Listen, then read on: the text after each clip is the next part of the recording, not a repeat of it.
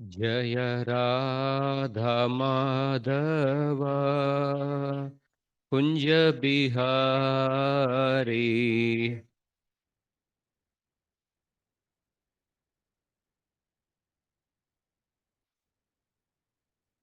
जय राधा माधव कुंज बिहारी।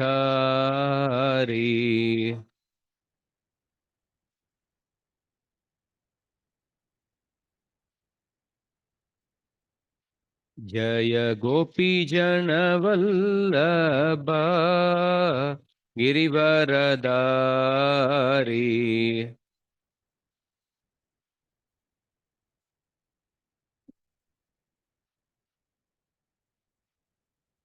यशोदनन्दन व्रज जन रंजन।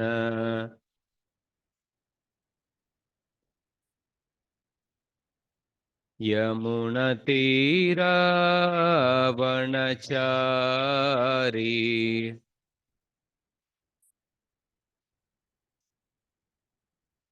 जय राधा माधव कुंज बिहारी।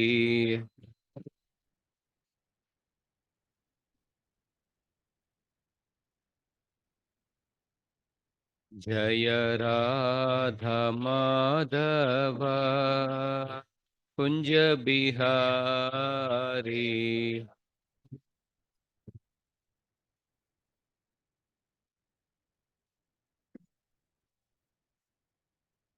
जय वो Vishnupad Paramhans परिव्राजकाचार्य Shri His Divine Grace C.S.C. Bhaktivedanta Swami Srila Prabhupada की जय। जय वो Vishnupad Paramhans परिव्राजकाचार्य अष्टोत्तर सहर्षि His Divine Grace भक्ति सिद्धांत सरस्वती ठाकुर श्रील प्रभुपाद की जय। अनंत कोटि वैष्णव वृंद की जय।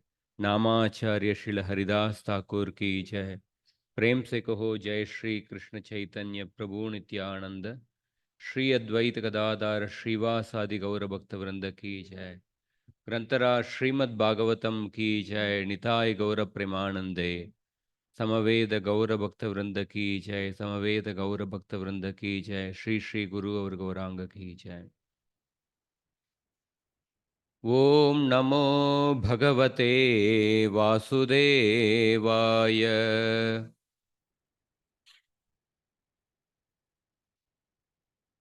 ओम नमो भगवते वासुदेवाय।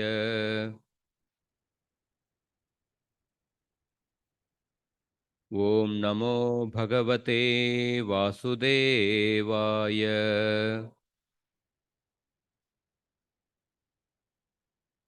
नारायणं नमस्कृत्य नरं चैव नरोत्तमं देवीं सरस्वतीं व्यासं ततो जयमुदीरयेत्।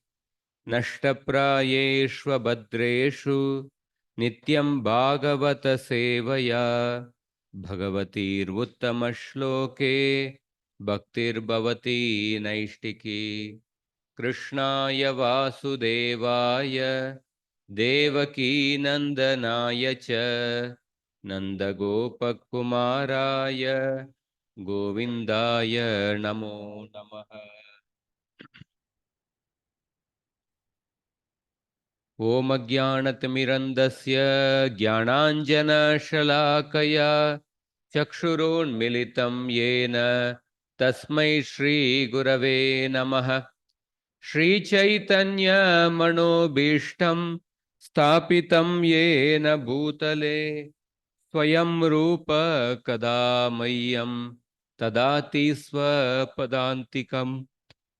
देहं श्रीगुरो श्रीयुतापदकमलं श्रीगुरून् वैष्णवांश्च श्रीरूपं साग्रजातां सहगणा रघुनाथान्वितं तं सजीवं साद्वैतं सावधूतं परिजनासहितं कृष्णचैतन्यदेवं श्रीराधा कृष्णपदान् सहगणा ललिता श्रीविशाखान्वितांश्च हे कृष्ण करुणा सिंधु दीनबंधो जगत्पते गोपेश गोपिका कांत राधा कांत नमोस्तुते तप्त कांचन Gaurangi Radhe Vrindavaneshwari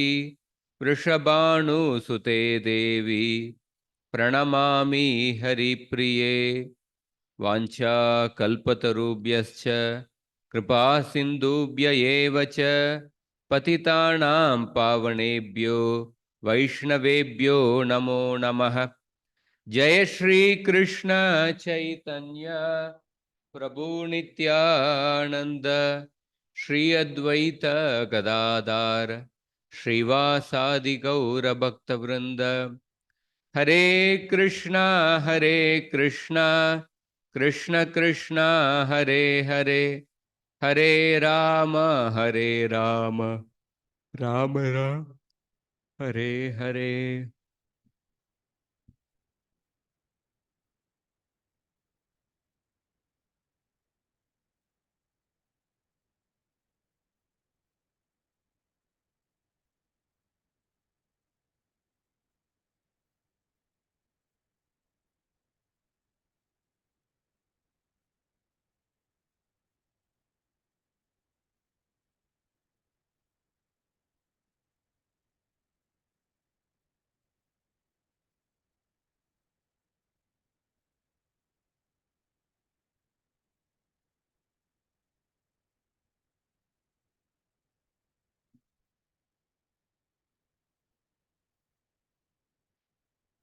Hare Krishna. So we'll continue. Yesterday somebody asked a question about Chitta. What is the question? Chitta, mind and Chitta. Huh. So I'll just quote the references.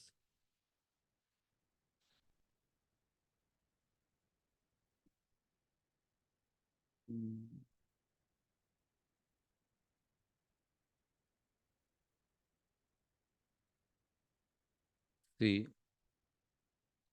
let us see the definitions given by the Acharyas only. Samshayam kurute manaha. Some sound is coming. Samshayam kurute manaha abhimano ahankaras chittam smaranakarakam.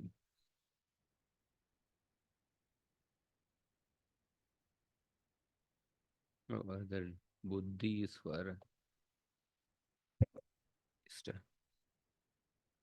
one line is missing. I will just send that. So the first line is missing in that.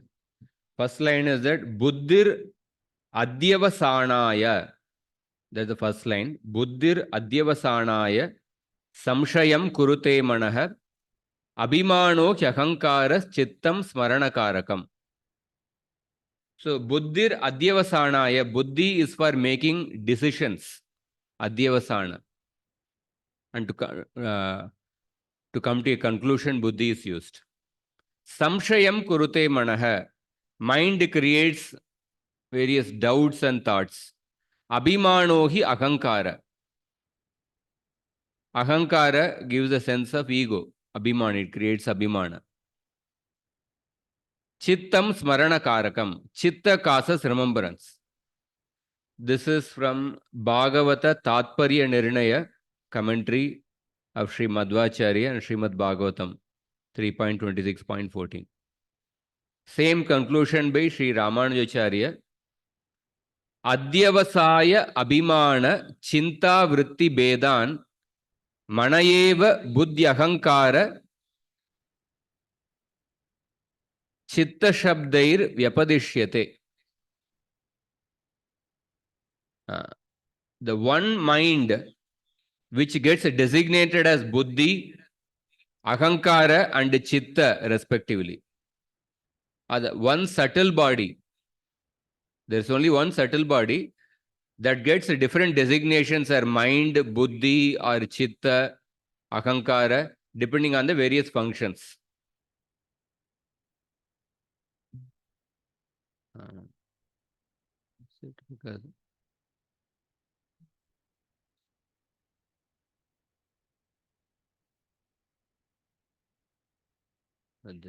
Somebody, huh?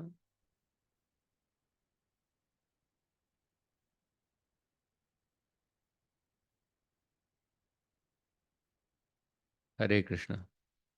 Okay. So it is that one mind which gets designated as Buddhi, Ahankara, and Chitta for performing functions of Adhyavasaya. Buddhi is for decision making, concluding, Ahankara for Abhimana, and Chitta for thoughts and doubts. Ramanuja gives this commentary in Sri Bhashya. Sri Radha Damodar Goswami, the Diksha Guru of Baldev Vidya Bhushan, he also gives a similar conclusion. Tatrantar Indriyam Mana Sankalpa Vikalpa Hetu. The internal organ is only one, mind, the cause of Sankalpa and Vikalpa. Tadeva Kvachit Adhyavasaya Abhimana Chinta Rupa Karya Bedat Buddhi Ahankara Chitta Samyam Datte. The only one mind is gets different designations as Buddhi, Ahankara, or Chitta based on the functions of Adhyavasaya, Abhimana, and Chinta. Is it clear? Who asked the question? There is only one subtle body. That subtle body, Sanskrit you may call it as mind, or mana. That one mind gets different designations as Buddhi, Abhimana, Buddhi, Ahankara, or Chitta, based on the functions. Okay.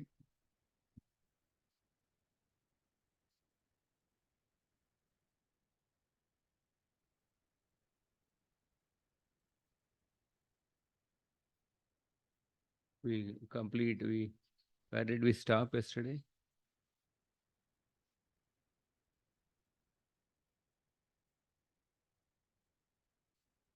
'63.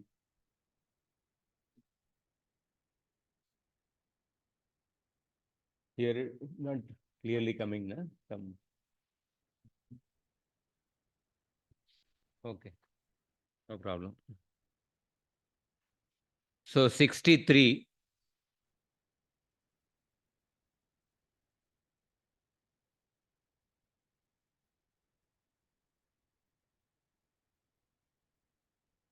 Yatanumiyate chittam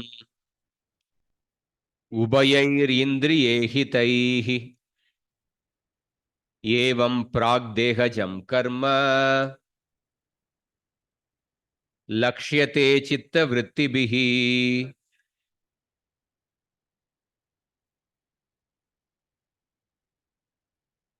But you can read.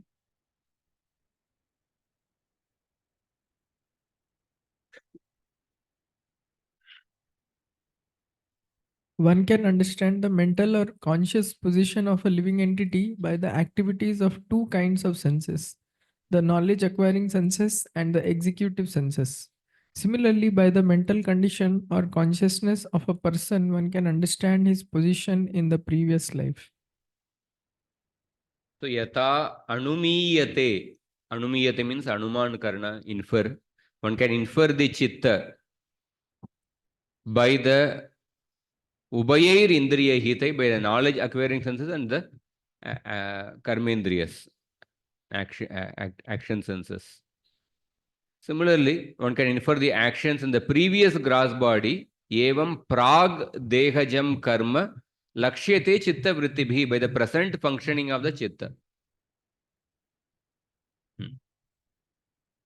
So, one can infer the chitta by the knowledge senses or the action senses, which are not operating at the same time. Knowledge does not arise from simultaneous action of the different senses. So at one point, the mind is in contact with only one sense. Although, suppose,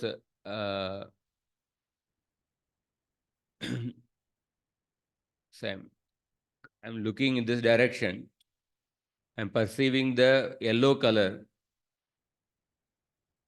At the same time, suppose there is a footstep is there. I'm perceiving the color of the footsteps. The smell is also I'm perceiving. But although both appear, it appears that I'm perceiving both simultaneously. Smell and the color are perceived simultaneously. But if we see technically, at one time, the mind is in contact with only one sense.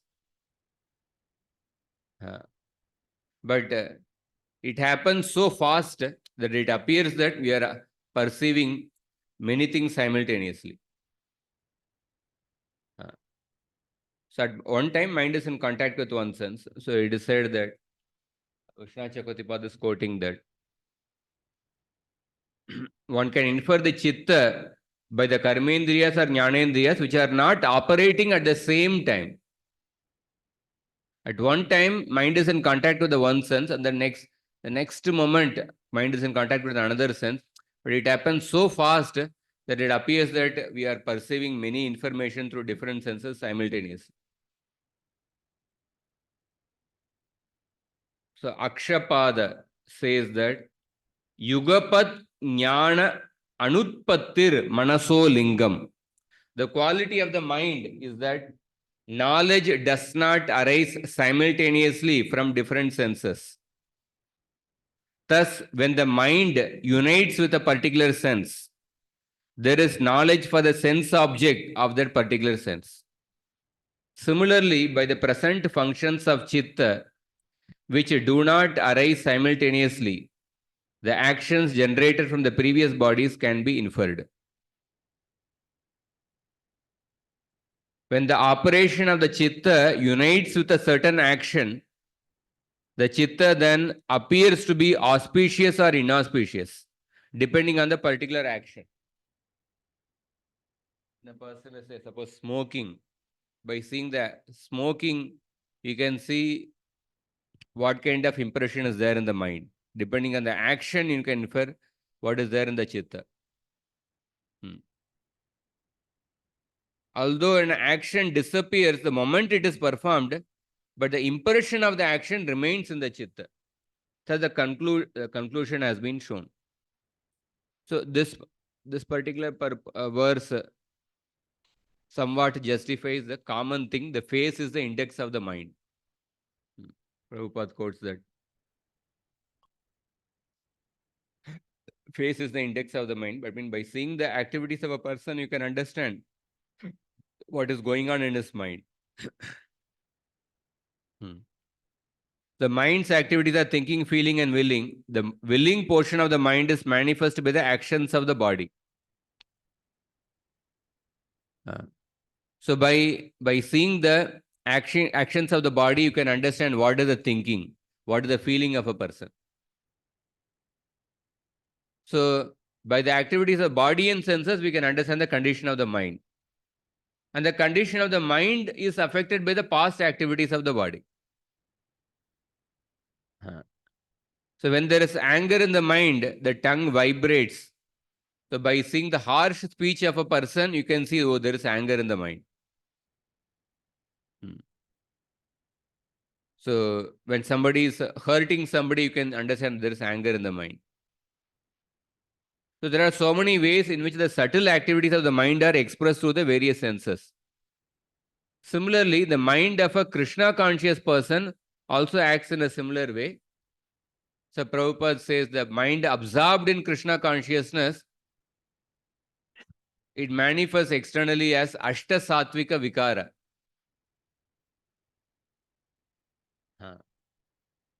Technically called as Ashta Sattvika Vikara. So face is the index of the mind. There are many references in regard to that. And also, I'll discuss something related to that. For example, where all Prabhupada quotes is that regarding Prithu Maharaj's description. His complexion was fair, his arms were full and broad. By seeing the descriptions of the Prithu Maharaj, we can see that those descriptions resemble a very great personality. Therefore, that's the symptom of a very great Mahatma, very great devotee. So you can understand what kind of consciousness that person must be carrying. Our Angiri Rishi saw Chitraketu Maharaj. By seeing Chitraketu Maharaj in a sad state, Angiri Rishi could understand that there is something wrong. And then he started asking many questions. There also he quotes the sentence, face is the index of the mind. Kardama Muni.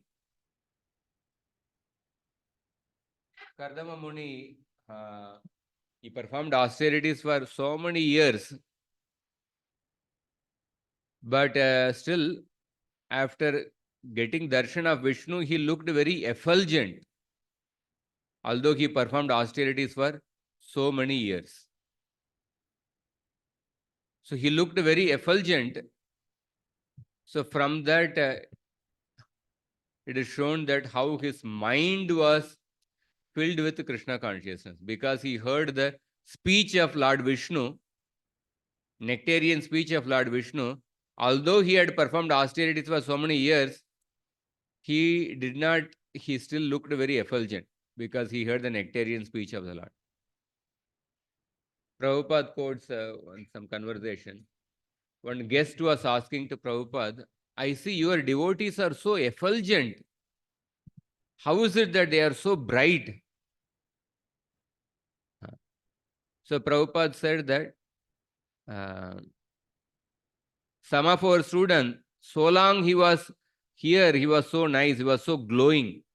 But as soon as he left, he became just like a damn rascal. We are experiencing practically. And then he quoted Prabhupada quotes.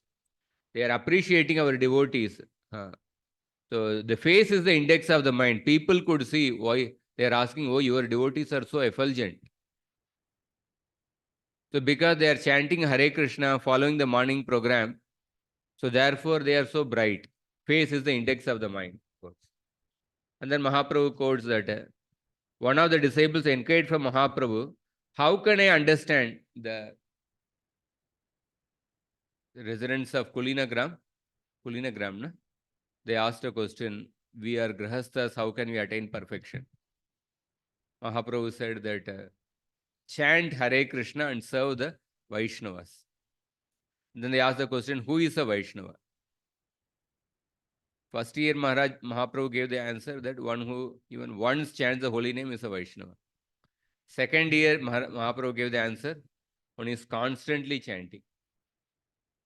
Third year he gave the answer, Vaishnava is that person by seeing whom others get reminded of Krishna. So there also Prabhupada quotes, face is the index of the mind.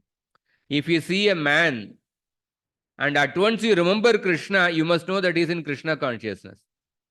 By seeing the face, by seeing the appearance of a person, if you remember Krishna, you should know that this man is in Krishna consciousness. So there is a change of physical feature also. Once Prabhupada went to Juhu and he saw so many rats were moving here and there. And then by seeing that, he said, devotees are not chanting 16 rounds. The other devotees said, why you are suddenly saying this? Prabhupada said, because rats are moving here and there. The devotee asked, what is the relation between rats moving here and the devotees not chanting 16 rounds?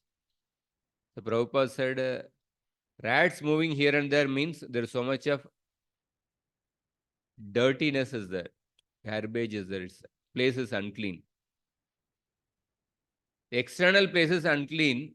That means the people who are living, their internal mind is not clean. Because for a Brahmana, if a Brahmana goes to an unclean place, either two things happen. Either he will clean up that place or he will leave that place. So when a person's mind is internally clean, he cannot tolerate external uncleanliness. So devotees are not chanting 16 rounds properly. They are not doing the morning program. So that is why uh, they are tolerating the external uncleanliness. Means the mind is not clean. Hmm. So that way, the many all these are different instances. Another place, the first canto, Dharma is asking the Mother Earth, "Are you quite hale and hearty? Why are you looking to be covered with a shadow or grief? It appears that you have become black by your face. Are you suffering from the internal disease?" So there also he quotes that how the face is the index of the mind. But face is the index of the mind. This is a common principle. We use it, but this is not an absolute principle. This is not absolute principle. A common psychological principle. Why it's not an absolute principle? Recently, I was reading an article. If you see, face is the index of the mind. Generally, yeah, many times we can infer the presence, thoughts of a person by seeing the external appearance. But it may not be always the case, because oftentimes many thieves and rogues, they utilize this principle only. They utilize this principle only. They appear externally so nice that not even a single suspicion comes. It appears they take advantage of this principle in order to hide their inner thoughts. And also, oftentimes we completely accept this principle because in our childhood, we are with the parents, and the parents always trusted us. The parents always took care of us. And we put complete trust on the parents. And because of experiencing the care and the unconditional affection of the parents, when we grow up, we tend to put trust on others. We tend to put trust on others, and then others take advantage of it. And then they exploit us, that they cheat us. So, but of course, suppose if somebody had an abusive childhood, then he may not want to put trust on anybody. But somebody who had a proper childhood, he may tend to put trust on everyone. In general, our tendency is to believe that people are transparent in their dealings with us. But in the many times, face is the index of the mind, that is there. This principle is there. At the same time, it's not an absolute principle, because the social media amplifies the complexities of facial transparency. A person may be going through depression, different issues in his life, but his social media posts will be as if he is most happy, and is the best picture would be put in the social media. So people who see that, they feel that, oh, the person is really enjoying the life, but the real story may be different. So, and also in some cultures, overt displays of emotions are discouraged, and because of that, people try to conceal their emotions. And in some cultures, exaggerated expressions are employed to convey a social status or adherence to communal norms. So these cultural variations underscore the subjective nature of facial transparency. Normally, face is the index of the mind, but sometimes because of certain culture, they tend to suppress the emotions, or they exaggerated way they express their emotions. So face is the index of the mind, may hold true in certain contexts, but it fails to capture the complexity of human emotions and the intricacies of interpersonal communication. Recently, two instances I'll tell you. 2 days back, I saw one news. Pune, Shambhaji Nagar, now Aurangabad is called. Shambhaji Nagar. So there was a young man, son of a DCP, and he was like very normal person. Very normal person. He had was chatting with the people until night. Was very normally was talking with the family members. And then he said, I will study for some time. I'll go to sleep. And then he went to the room. And then the morning, he was found hanging from he had committed suicide. He was found hanging in the room. So there was no indication that he was going to commit suicide. And nobody had expected. And suddenly he committed suicide. Well, this is a outside world example. But around 2 months back, there is one devotee. I saw him just 5 days back meeting Radhanath Swami Maharaj. He and a few more devotees. There were 3, 4 devotees who were previously brahmacharis. And then those 3, 4 grahasthas, they were meeting Maharaj. He was it seemed like a very normal meeting. He was meeting Maharaj. I was standing in the queue. And then exactly 5 days later, Sunday, I saw him meeting Maharaj. Wednesday, he came for DT dressing, Brahman initiated devotee. He came for DT dressing Wednesday night. And another was quite completely normal. And then Friday, we got a news that he committed suicide. And almost 30 years in the movement like that, 25 years or something. So then different devotees were completely shocked. Like, why? And then another devotee said that yesterday night he sent a message to me in the SMS, or yesterday or one day before. He was thanking me for something. So it was quite surprising. Sunday I saw him meeting, Friday he came for dressing, one day before he sent a message. Suddenly on Friday or Saturday he was dead. So sometimes face is generally the index of the mind. That principle is quoted here, but at the same time, some of the sometimes we may not have an idea what is going on beneath the surface. What is going on below the surface, you may not know, because the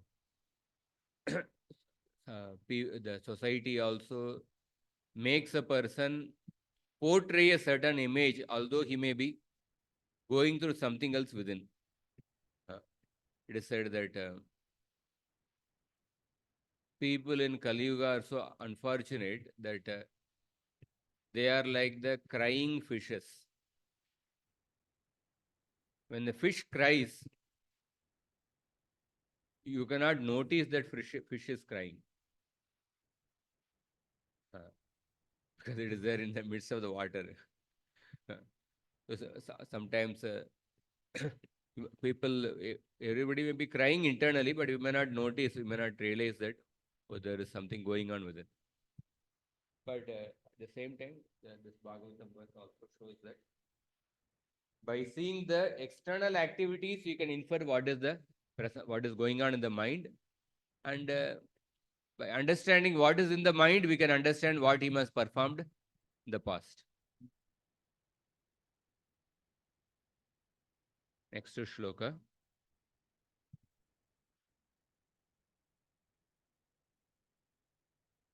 Nanubhutam kva chanena dehe nadrishtam ashrutam kadachit upalabhyeta Yadrupam yadrigatmani. Sometimes we suddenly experience something that was never experienced in the present body by sight or hearing. Sometimes we see such things suddenly in dreams. So one may get a question, how can we perceive the subtle body when the gross body is already destroyed? Na anubhutam kva chanena. Sometimes one experiences objects in the mind, in the present body. Dehena adrishtam ashrutam, which have not been experienced. Adrishtam, ashrutam, seen or heard. Adrishtam, ashrutam. In this life, we will not experience, we did not see, or we did not hear. But in the mind, we are experiencing. Kadachit upalabhyeta yadrupam yadrigatmani, with particular forms and varieties. In this life, you may not have experience, but still in the mind, in the dream, you may be dreaming something which you have never seen in this life. So that means they are all coming from the past life. So in the present body, sometimes one experiences which have not been experienced, seen or heard of in this life, things from the previous body, in dreams or imagination. So Prabhupada says, so for example, a person may see a golden mountain or a stone flying, or a golden mountain. You may have experienced gold and mountain. Combination of that, you may experience a golden mountain you may not seen in this life. But a combination of golden mountain you might have you may be experiencing the mind. The impression is there in the stockpile of the mind, and it suddenly expresses itself. It is like a fermentation taking place in the depths of the water. Sometimes it is said mind is like an iceberg. Iceberg, like certain portion is visible in the surface, but much greater portion is below the surface. Much greater portion is below the surface. By seeing what is there in the surface, we may think, oh, iceberg is only, seems like a small piece actually. Sometimes the iceberg depth, it may be going to a great depth. Fermentation taking place in the depths of the water manifests itself in bubbles on the water surface. The conclusion is that the mind is the storehouse of various thoughts and experiences undergone during past life. Thus, there is a chain of continuation from one life to another, from previous life to this life, and from this life to future life. This is also sometimes proved by saying that a man is a born poet, a born scientist, or a born devotee, because there is a continuation from the past life. So therefore, Prabhupada says that if a person trains one mind to think of Krishna, one will be transferred to Krishna Loka at the time of death. And even if our attempt is not successful, at least one will get an opportunity to continue the process. Prapya punya kritam lokan ushitva shashwati sama shuchinam shrimatam gehe yoga prashtobhi jayate. If we rigidly follow the principles of meditation on Krishna, there is no doubt that in our next life will be transferred to Krishna Loka, Goloka Vrindavan. Next shloka. Tenasya tadrisham rajal lingino deha sambhavam shraddatsva anubhutorto namanas sprashtumarhati. Therefore, my dear king, the living entity who has a subtle mental covering develops all kinds of thoughts and images because of his previous body. Take this from me as certain. There is no possibility of concocting anything mentally without having perceived it in the previous body. So, very emphatically saying that. Please believe. Shraddha, Shraddatsva, Anubhuto Artho, Shraddatsva, please accept, or Shraddatsva, please believe that these forms arise from the experiences in the previous bodies of the Jiva. Deha Sambhavam, Tadrisham, hey Rajan, Lingino, Deha Sambhavam. Whatever, if which you are thinking that, oh, I have never experienced this. Suppose you have never gone to Antarctica, but you are dreaming of Antarctica. You are not supposed seen Antarctica also in any TV or something, but you are dreaming of Antarctica. So maybe in the past life you are there in Antarctica. So please believe that these forms arise from the experiences in the previous bodies of the Jiva. Na manas prashtum arghati. It is not possible for anything to appear in the mind which has not been previously experienced.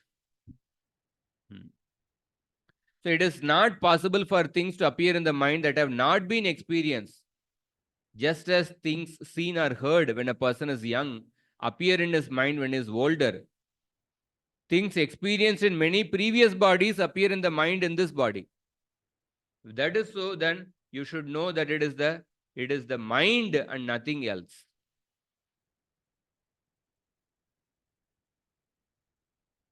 So Prabhupada says that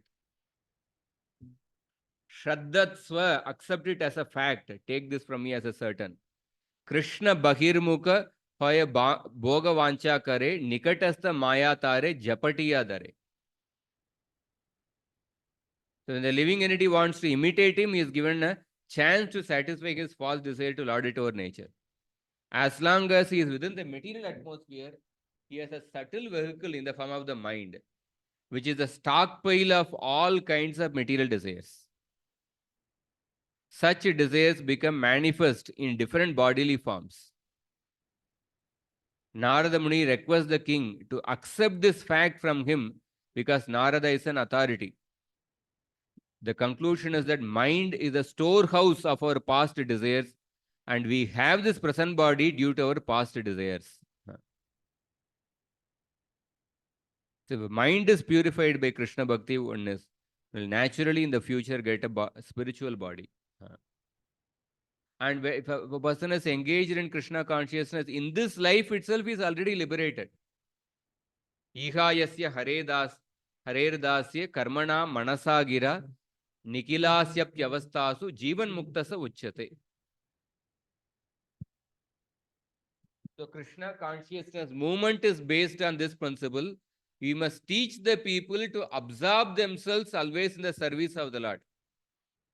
This is a mood and mission statement of Prabhupada. Because that position is the natural position. One is always serving the Lord is to be considered already liberated. The devotee is therefore above the three modes of nature and is even transcendental to the Brahmana platform. A Brahmana may be infected by the two baser modes, Rajoguna and Tamoguna. But a pure devotee is free from material desires, experience on the mental platform, and who is free from all empirical philosophical speculation is always liberated. Next verse. Manayeva manushyasya purvarupani shamsati bhavisyatascha badhramte tataivana bhavishyatah. O king, all good fortune unto you. The mind is the cause of the living entities attaining a certain type of body in accordance with his association with material nature. According to one's mental composition, one can understand what the living entity was in his past life, as well as what kind of body he will have in the future. Thus, the mind indicates the past and future bodies. Manayeva, mind alone is indicates the mind of a man indicates his past forms. Purva Rupani Shamsati. Bhavishyata and its future forms. Tataiva na bhavishyata. It will also indicate whether he will take another birth at all. If the mind is absorbed in Krishna, then it is an indication that he will not take the next birth. Badram te. So this is, we can say, this is similar to which verse in the Gita?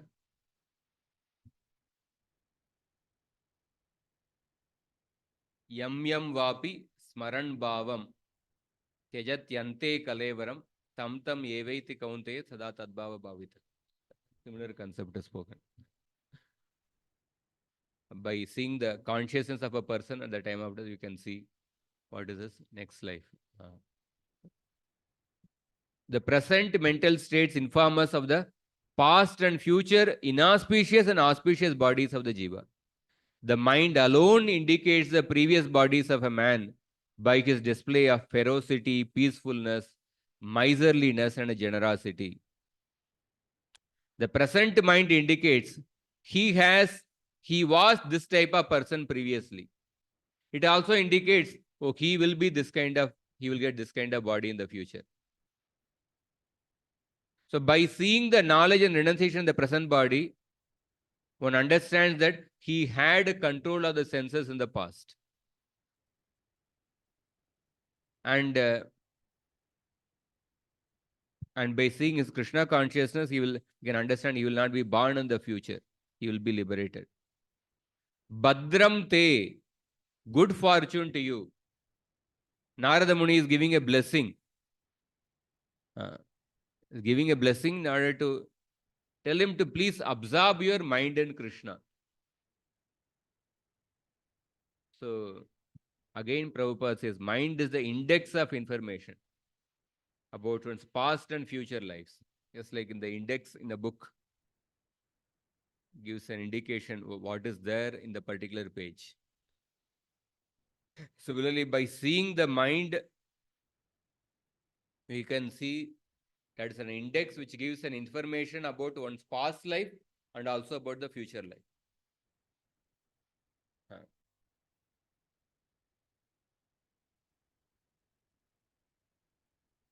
So then Prabhupada quotes Urdhvam Gachanti Sattvastha. Sattva-guna people go upwards, Rajoguna people stay wherever, Tamoguna people go downwards. Narada Muni is herein offering the king blessings of all good fortune, so that the king will not desire anything or make plans for sense gratification. The king was engaged in fruitive activities, but Narada Muni desired him to give up all mental concoctions. So, all the plans for going to heavenly planets, all these are mental concoction only. All bodies in heavenly planets and hellish planets arise from mental concoction. The sufferings and enjoyments of material life are simply on the mental platform. Then he quotes the shloka, Yasyasti Bhaktir Bhagavati Akinchana Sarvair Gunaistatra Samasate Sura Haravabhaktasya Kuto Mahadguna Manoratena Satidavato Bhakihi. So those people who are not performing bhakti to the Lord, they are hovering on the mental platform. Who may be into karma kanda or jnana kanda or simple pure materialism. They are hovering in the mental platform. So unless a person becomes a devotee of the Lord, he will certainly hover on the mental platform. The conclusion is that one should be without material desire. One should be fully free from material desires. The best course for a human being is to favorably accept the transcendental service of the Lord. Next shloka. Adrishtam ashrutam chatra kvachin manasi drishyate yata tatanu mantavyam desha kala kriyashrayam. Sometimes in a dream, we see something never experienced or heard in this life, but all these incidents have been experienced at different times in different places and in different conditions. So we see there was a simple story. A man was sleeping and a rat came and bit him, and then rat immediately went away. And then he woke up, but he saw a snake there. And when he saw the snake, the man thought that, oh, no, the snake came and actually bit him. The snake was non-poisonous. But then when he woke up, he didn't see the snake, he saw a rat. And then he thought that the rat has bitten him, and then therefore he threw a stone at the rat, and the rat ran away. But the rat wanted to take revenge at him. And then again the rat came and bit him. This time actually the rat bit him. Again he woke up and he saw the snake. And he thought that snake has bitten him. And then out of the fear, he he got a heart attack and died. So what is the actual cause of the death? It is mind only. So the mind can make a hell out of heaven. Sa yittam nirjita kakub ekarad vishayan priyan yatopajosham bunjano natrupyat ajitendriya. Hiranyakashipu was practically in a heaven, but because he was the slave of the mind and senses, he was not satisfied. Uncontrolled mind made the hell out of heaven. And the same mind can make a heaven out of hell. Avanti Brahmana was literally going through a hellish situation. But although he was going through a hellish situation, but he was so blissful. Etamsa astaya paratmanishtam. Etamsa astaya paratmanishtam. Adyasitam purvatamair maharshibir aham tarishyami durantaparam tamo mukundangri nishevayaiva. Although he was in a hellish situation, but because of his controlled mind, he considered the situation to be a great opportunity to take shelter of Krishna. So, therefore, we see that Shastras always recommend Tasmat Kenapyupayena Manakrishna Nishevayet. Somehow or other, one has to fix the mind on Krishna. Next shloka. So, in this shloka, Adrishtam Ashrutam cha atra. Kvachin manasi drishyate. Sometimes one sees in the mind things that are impossible to see or hear in this life. But these things should be understood to be experiences dependent on a place, time and action. Yata tata anumantavyam desha kala kriyashrayam. The example is that ocean on the top of a mountain, one may see in the dream. Or one may see stars in a daylight.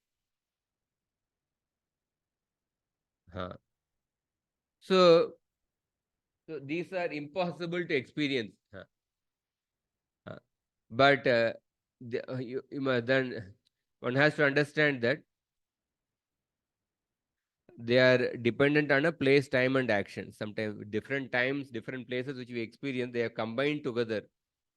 You experienced a ocean, you experienced a mountain, and suddenly in a dream you are dreaming of a ocean on top of a mountain. Or one may perceive that one's head is cut off in the dream. It is impossible. But These things should be understood to be experiences dependent on a place, time, and action.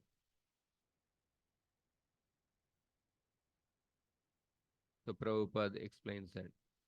So the conclusion is that these are all mental concoctions.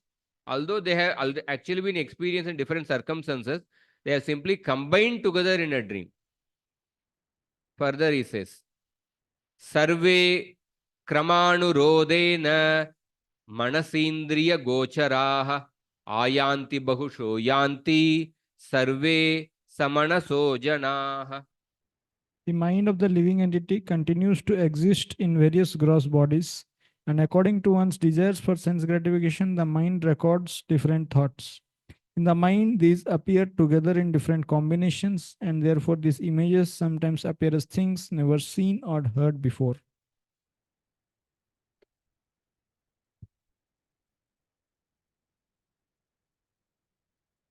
So different thoughts and impressions are stored in the mind. And these impressions come sequentially, usually. Sarve krama anurodena. That means in order of chronology. It's like suppose you have stored certain images in the laptop, and then suppose laptop is on, and then after some time it goes into a hibernate mode, and then different images keep coming as a screensaver, and they come in a particular sequence. Suppose 100 images are there, different images keep coming as in a sequence. Sarve krama anurodena, in the order. Similarly, that the impression stored in the mind, usually they come in a sequence. They appear together in different combinations. Therefore, these images sometimes appear as things never seen or never heard before. Just like suppose you are making a soup, vegetable soup. Sometimes carrot comes on the top, sometimes aloo comes on the top, sometimes beans comes on the top. In a sequence, different vegetables come on the top. So usually the past experiences come in a sequence. So Prabhupada says that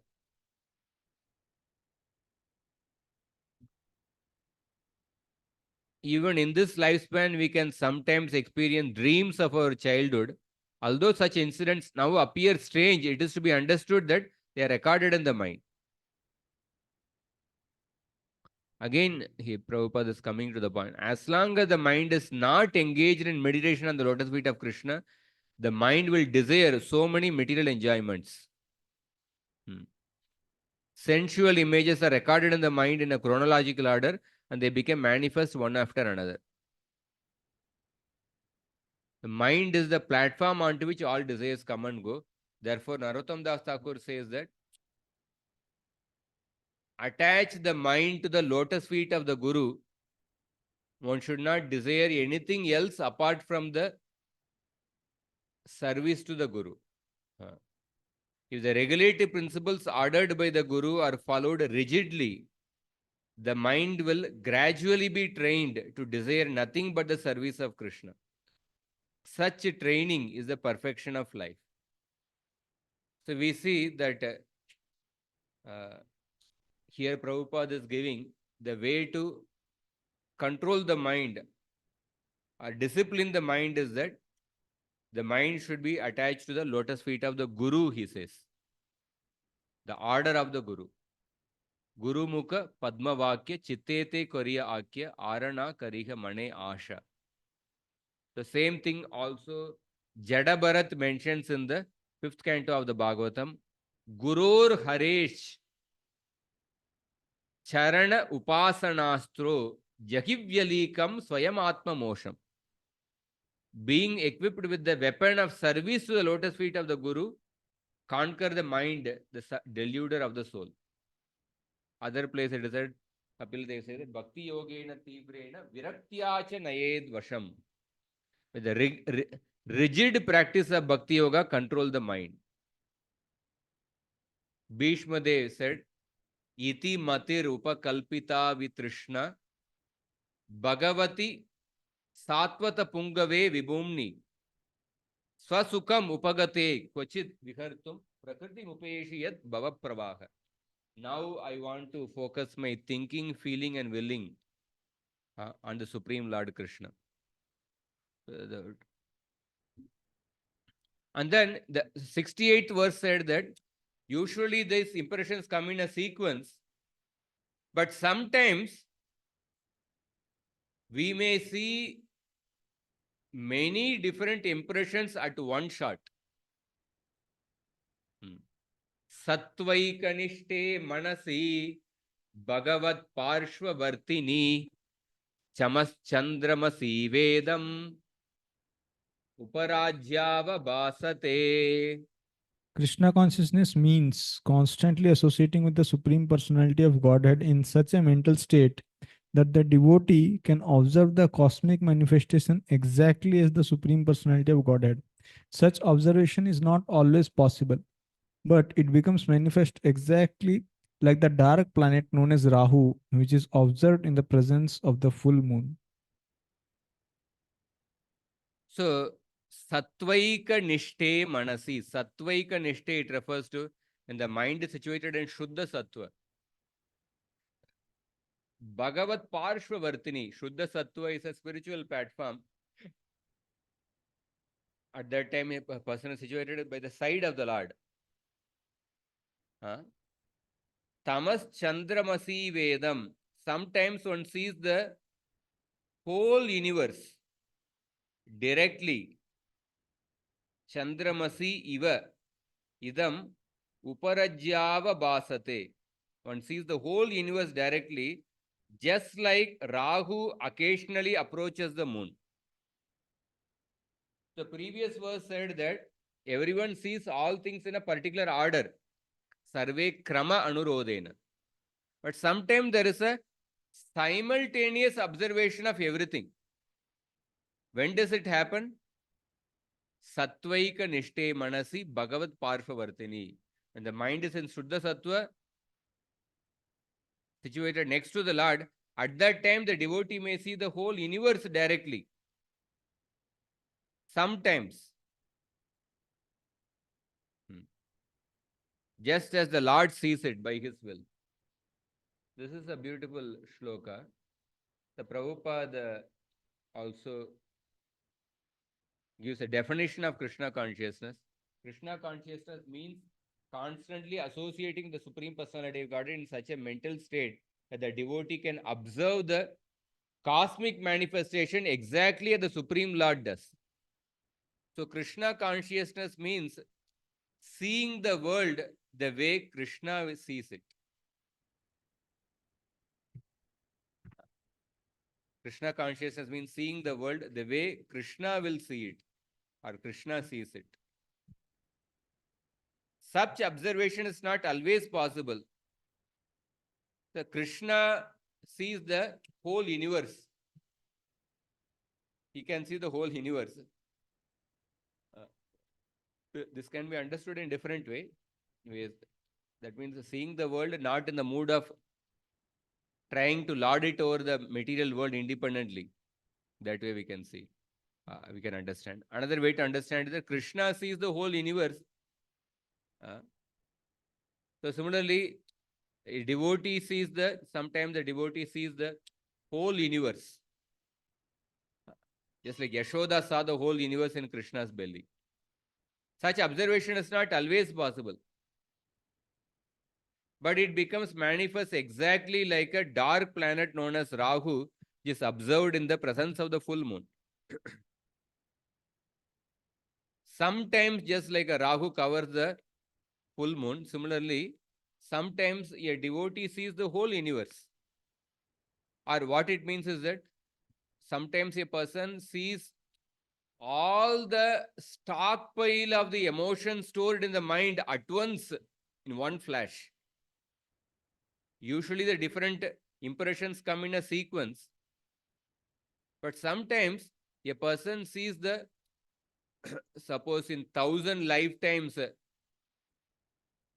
you had performed some 10 million different activities of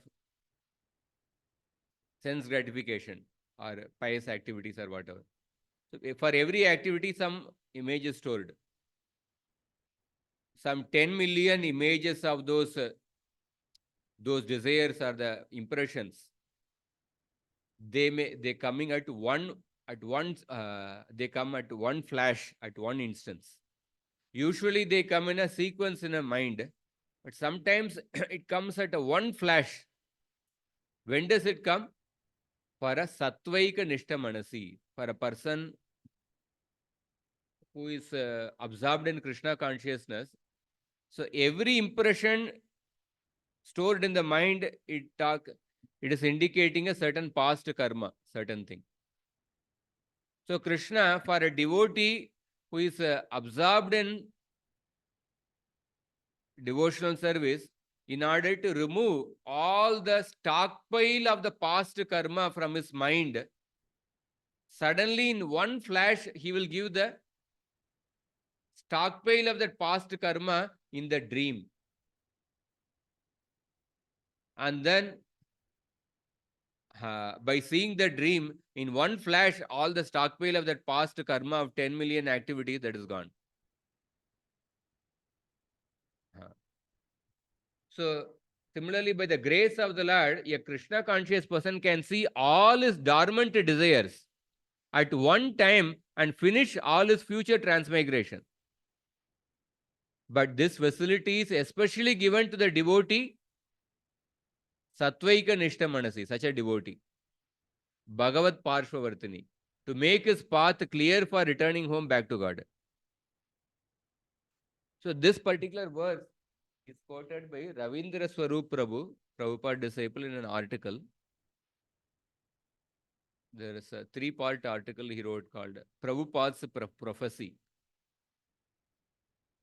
The 1970s, Prabhupada, I'll just give a brief explanation of the article. 1970s, so in one morning walk, Prabhupada said that very soon there will be a third world war.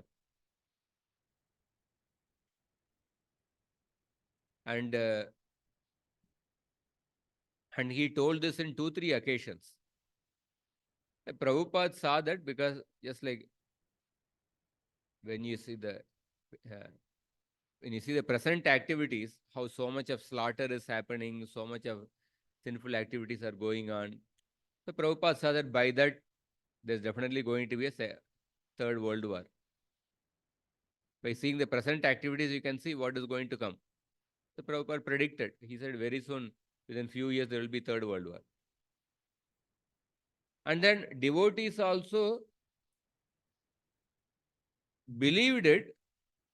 One is, of course, having faith in Prabhupada. Another is that they also believed it because there was a Cold War going on between Russia and America at that time. There was a Cold War period. So they could, Ravindra Suraprabhu gives a detailed some history of the Cold War also. So they could, devotees were able to thinking that, oh, there will be third world war. They were also able to believe that. And so much of tension was there at that time. And Prabhupada's, also they had faith in Prabhupada's words. And then, but then some devotees even started making preparations also. But the war did not happen. War did not happen. And then Ravindra Swarup Prabhu, I think he comes from, native is from Russia or something, but he was settled in America. So he also knew about the Cold War situation, and Prabhupada's prophecy came to know. But then the Third World War did not happen. So he became a little more curious about how can the words of the pure devotee become untrue, or how can he wanted to know why it did not happen. Did Prabhupada say something else about that? He started a little more inquiring. When the war did not happen, because Prabhupada said within a short time it is going to happen, and then 2, 3, 4 years, 5 years passed, they did not happen. Did any devotee inquire why the war did not happen? What did Prabhupada say about that? He wanted to know that. So then he started inquiring from different devotees, and somebody had asked the same question to Prabhupada. You said a third world war would happen, but why did the war not happen? Like that, devotee asked. Prabhupada said that Krishna changed his mind, like that he said. Krishna changed his mind, or something to that effect, he said. So then Ravindra Swarup Prabhu later, he was thinking, what made Krishna change his mind? He was thinking about that.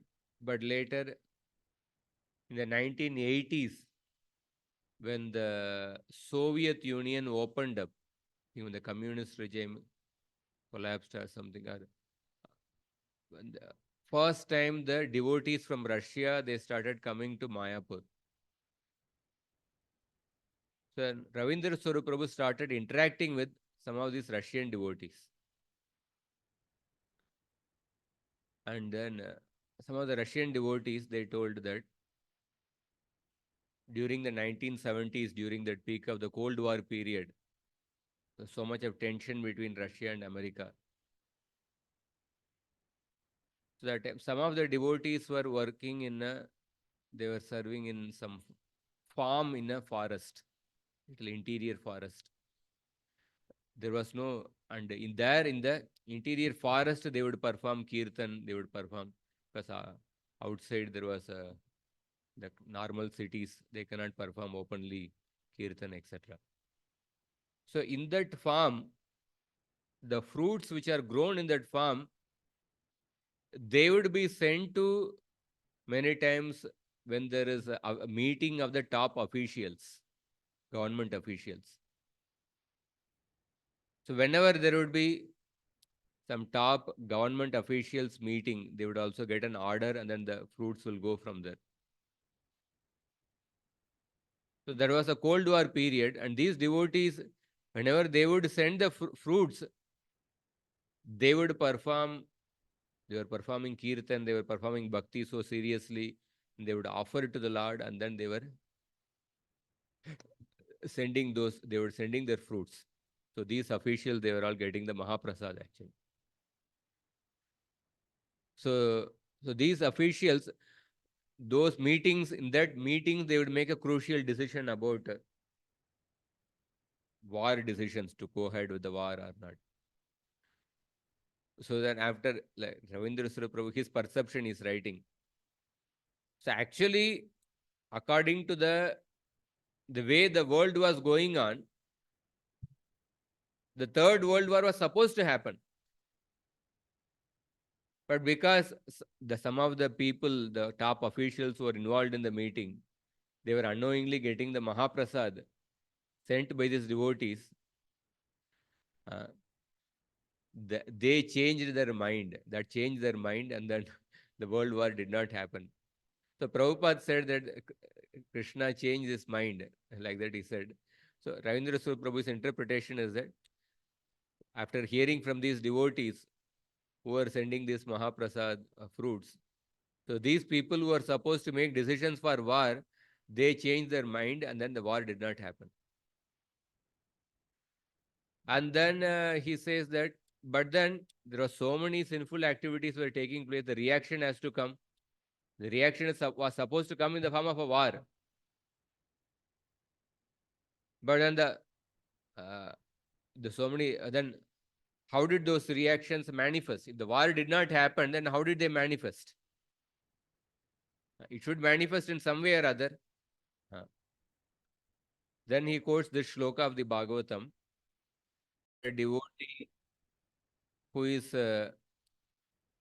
who has from past so many lifetimes, some 10 million reactions are supposed to come in his life. They are all stored in his mind in the form of the impressions. But because he is sincerely practicing bhakti, Sattvaika Nishte Manasi, Bhagavat Parshva Vartmani, Krishna gives all those 10 million reactions, impressions in one shot in the mind, in the form of a dream, and then he removes all those karmic reactions.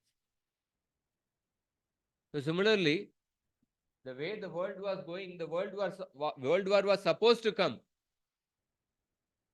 But because these devotees were sending, with their sincere devotion, they were sending the Mahaprasad fruits to the people who are making the decisions, that influenced their mind, and then they dropped the idea of the war. Then how did the reactions come? Then Ravindra Sura Prabhu says that it came out in the form of a novel. He gives a name of a novel. I forget, I've written somewhere that there was a novel written by a person who wrote about is a fictitious novel about the World War. And he had some experience of the past war, and then the Third World War, which was actually supposed to come in the real, it came out in the form of a novel. So in that sense, this is a beautiful shloka where Prabhupada says that this facility is especially given to the devotee to make his path clear. What a devotee is supposed to get, maybe 1,000 births for his past so many 1,000 reactions are this one. But Krishna gives everything at once in the dream, and then all the sinful reactions are destroyed.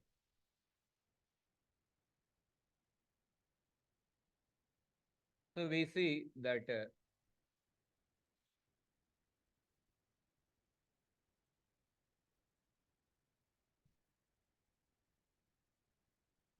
so generally these impressions come in a sequence, but to bring all the impressions at one stroke in the dream, that is it happens occasionally. So usually our vision is always restricted by space and time. But sometimes when a devotee is fully absorbed in Krishna, his vision transcends the space and time.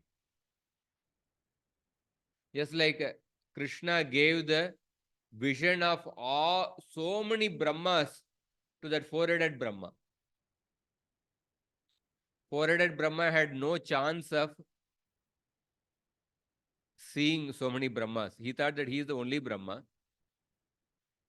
Even if he knew that there are other Brahmas, there was no chance by which he can see all the other Brahmas. But Krishna gave a chance for him to see all the Brahmas at one moment. So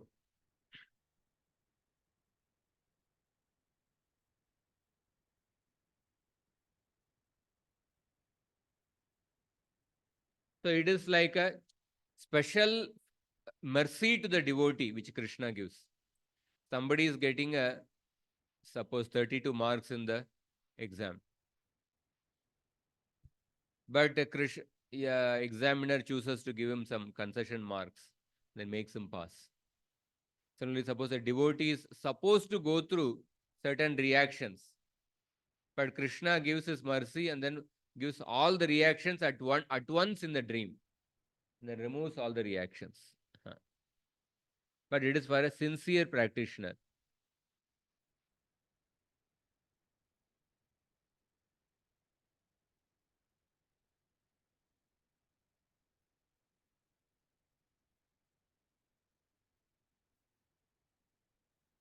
Just go through Prabhupada's purport. Sometimes, by the supreme will of the Lord, the whole stock mail can be visible all at one time. Karmani nirdahati kintucha bhakti bhajam. But this is for a person, when a person is fully absorbed in Krishna consciousness. This is important. His stockpile of material desires is minimized. Indeed, the desires no longer fructify in the form of the gross bodies. Instead, the stockpile of desires becomes visible on the mental platform by the grace of the Supreme Personality of God.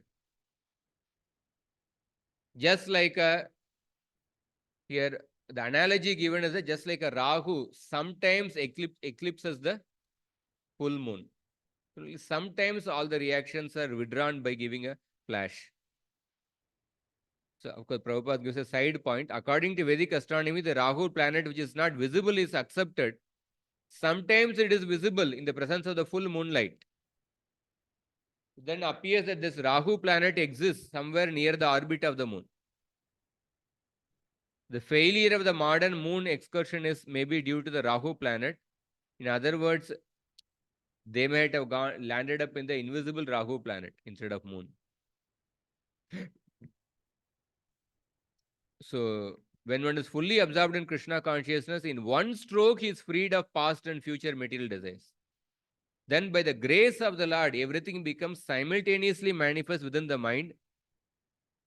In this regard, Vishwanath Chakravarti cites the example of just like Mother Yashoda sees the whole cosmic manifestation within the mouth of Krishna. Similarly, by the grace of the Lord, a Krishna conscious person can see all his dormant desires at one time and finish all his future transmigration.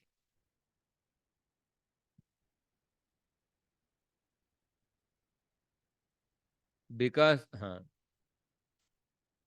Krishna conscious person does not have to accept a full future gross body, his recorded desires are fulfilled in a dream. We therefore sometimes find things in a dream never experienced in our present life. Next shloka. Naham mameti bhavo yam purushe vyavadiyate yavad buddhi manoksharta gunavyuho hyanadiman. As long as there exists the subtle material body composed of intelligence, mind, senses, sense objects, and the reactions of the material qualities, the consciousness of false identification and its relative objective, the gross body exists as well. So here, subtle body, so this is an important shloka. The connection with the gross body expressed through me and mine does not cease for the jiva as long as the beginningless subtle body, anadiman, this word is important, as long as the beginningless subtle body composed of intelligence, yavad buddhi manoksharta, mind, senses, mana, buddhi, mana and aksha. Aksha means senses. Mind, senses and sense objects continues to exist. Yavad buddhi manoksharta gunavyuhyo anadiman naham mameti bhavoyam purushe vyavadiyate. So the gross body will not stop. A person will continue to get gross body as long as the beginningless subtle body continue to exist. As long as the subtle body is there, gross body will continue to be there. It will keep changing, but gross body will continue to be there. So somebody may say, because the subtle body is not destroyed and the gross body is destroyed, one cannot say that there is another doer and another enjoyer in each life.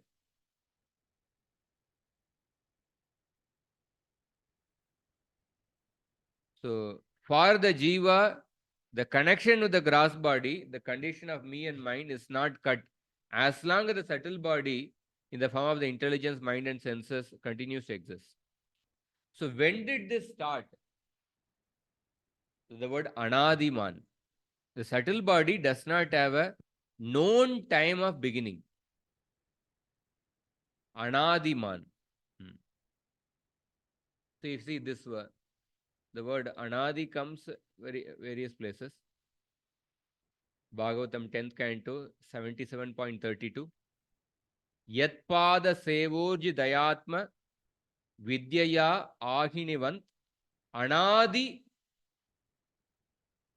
atma viparyaya. Anadi atma viparyaya means atma viparyaya. Since beginningless time, one has turned away from the Lord. In this shloka, anadiman. 11.11.14. Ekasyaiva mamamshasya jivasyaiva mahamate bandho asya avidyaya anadi. Avidyaya anadi. Anadi avidya is mentioned. Another shloka in the Uddhav Gita. Anadya vidya yuktasya purushasya atma vedanam Svatona sambhavadanya tattvagyo jnanado bhavet. Anadya vidya yuktasya.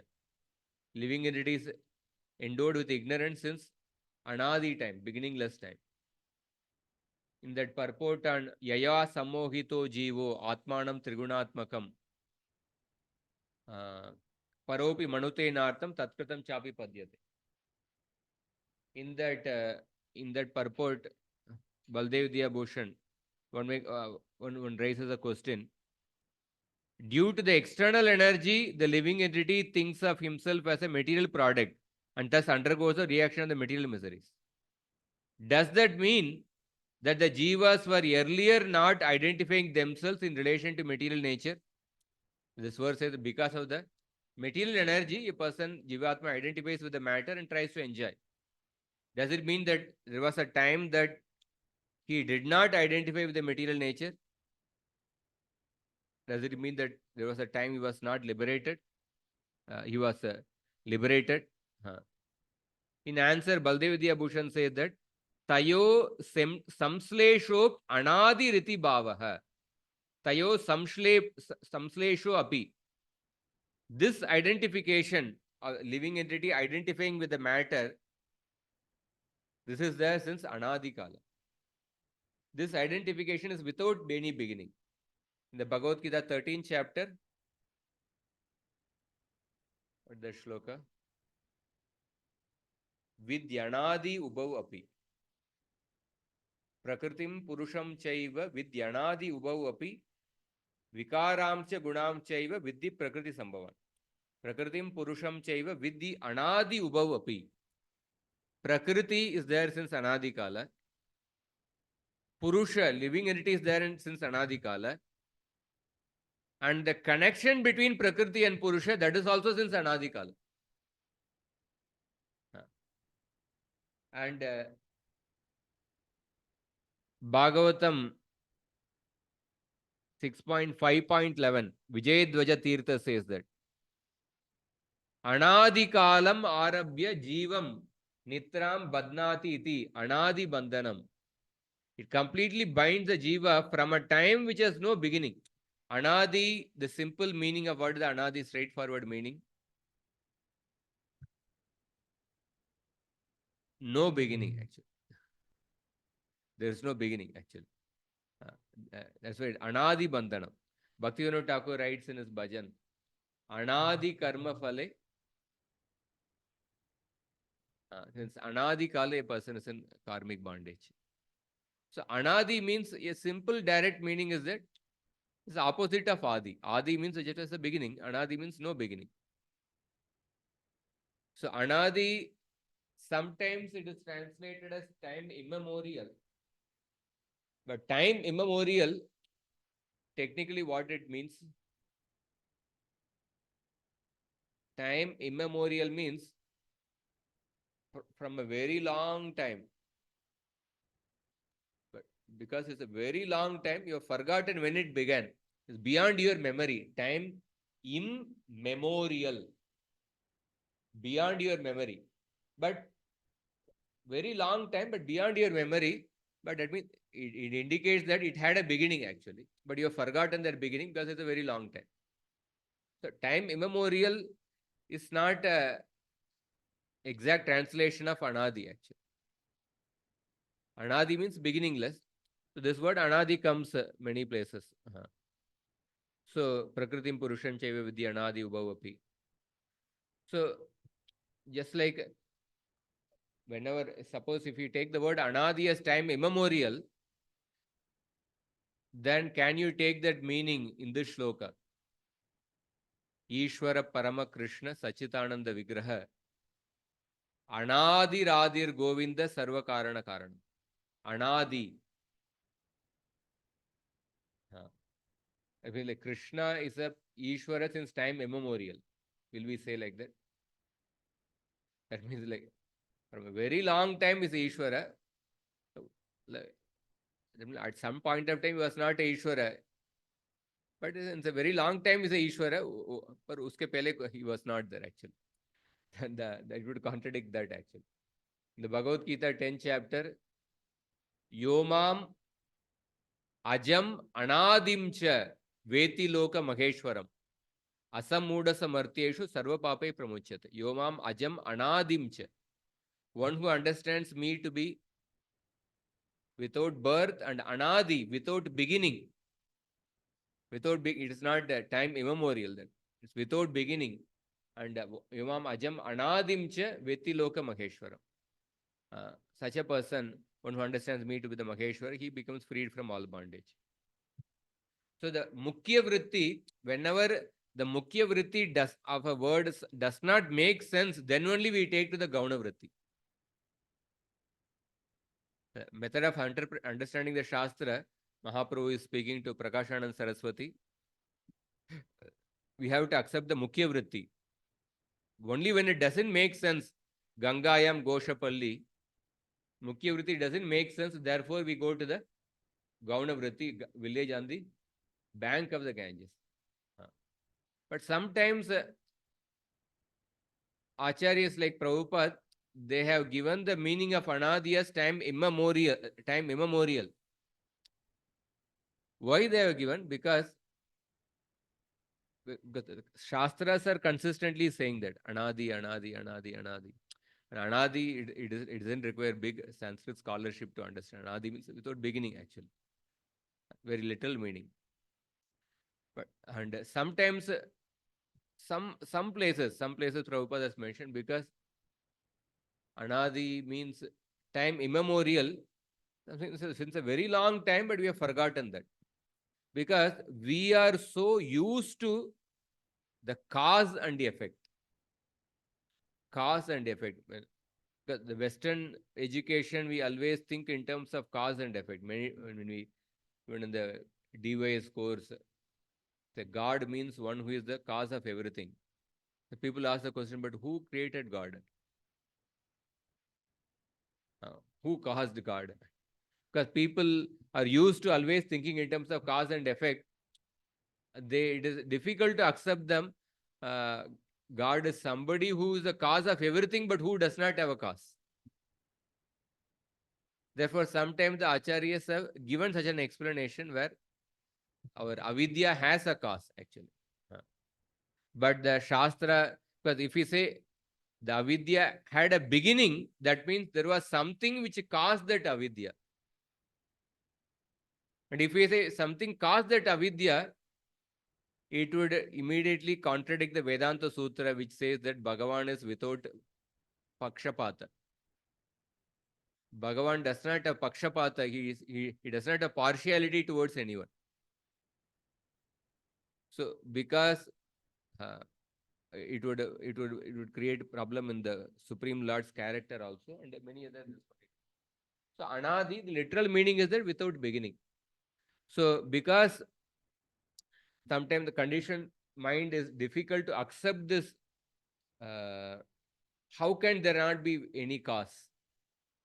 How can there not be any cause? Like, so therefore, Prabhupada, some acharyas like that, they are given a cause to it sometime. And that is, how can this avidya be without any cause since a beginningless time? Then the answer is that it goes in the realm of achintya. This is something inconceivable. Shastra is clearly saying anadi, so many shlokas. So anadi, the meaning of the word anadi is time immemorial. We should also justify by all the Sanskrit dictionaries are. So if we see many commentators on the Bhagavatam, Sridhar Swami, Vamshidhara, Vijay Dwaja Tirtha, Veera Raghava Acharya, Madhvacharya, Jiva Goswami, Vishwanath Chakravarti Thakur, Sanatan Goswami, Shukadeva, or Gangesha Pandit. So many commentators of the Bhagavatam. Has anybody given the meaning of the word anadi as time immemorial? Or is there any Sanskrit dictionary which justifies anadi as time immemorial? So then we can accept. But still our duty as the as the followers of Srila Prabhupada, we have to defend every action of Srila Prabhupada, every word of Srila Prabhupada. Because any disciple, one of the duty of a disciple is he has to defend every statement or the action of the Guru.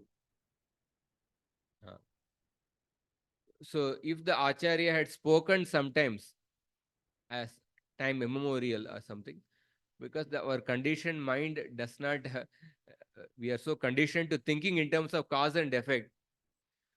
We think so therefore sometimes the Acharya gives a cause to it.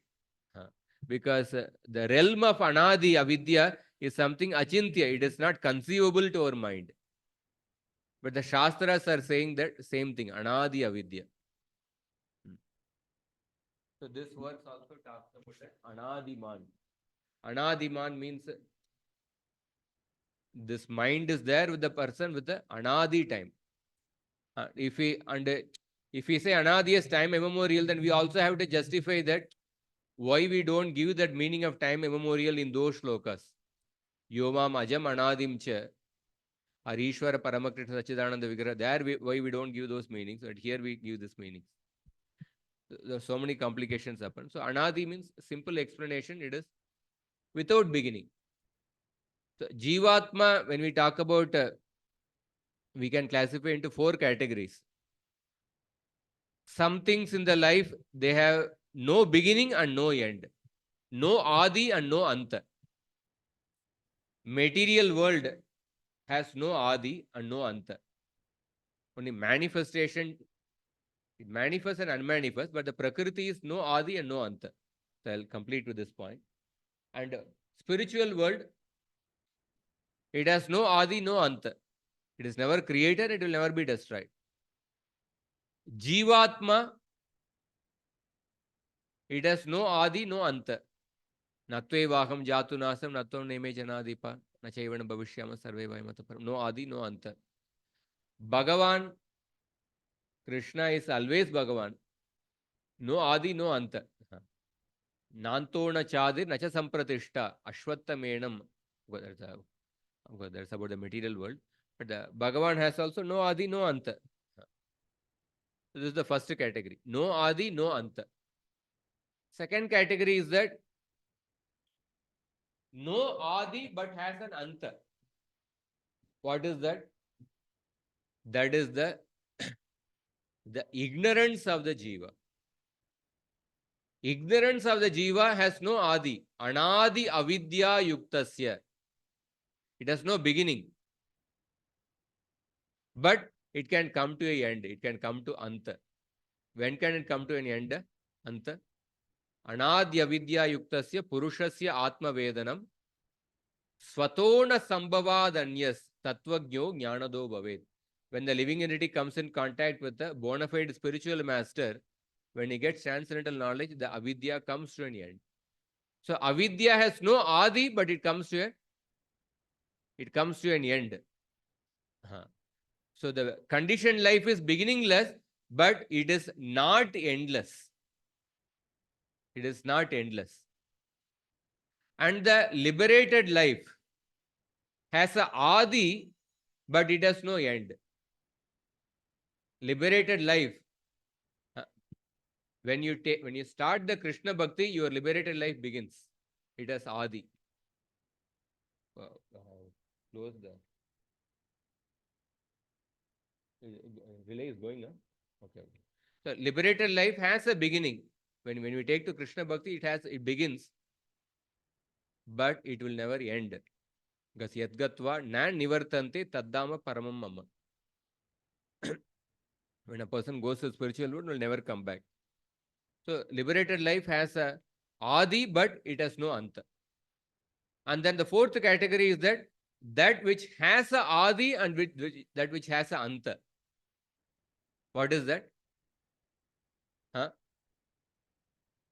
The different material objects in the world.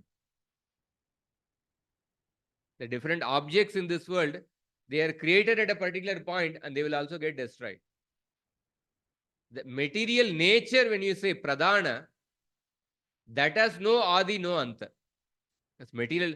Out of the 5 topics of the Gita, only karma is temporary. All 4 are eternal. So material nature has no adi, no anta.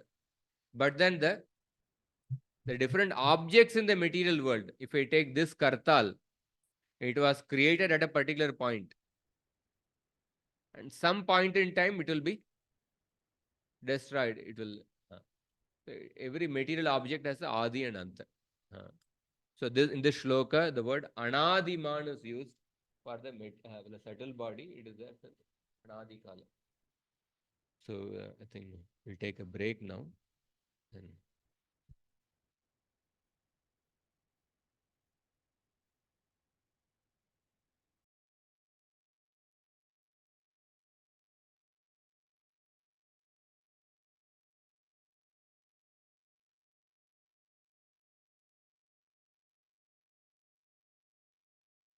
so some devotee has asked the question.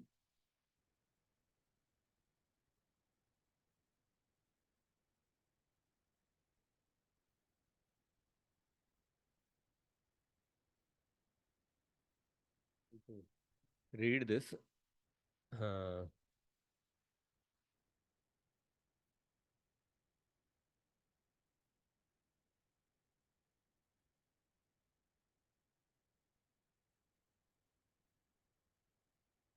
I'll just read that question and then Hare Krishna Prabhuji. Anadi. Does that mean we have always been in the material world, as many ISKCON devotees are also saying we were never in the spiritual world? But Srila Prabhupada says we came from the spiritual world. Please clarify, we came from the spiritual world or we have been here only since time immemorial?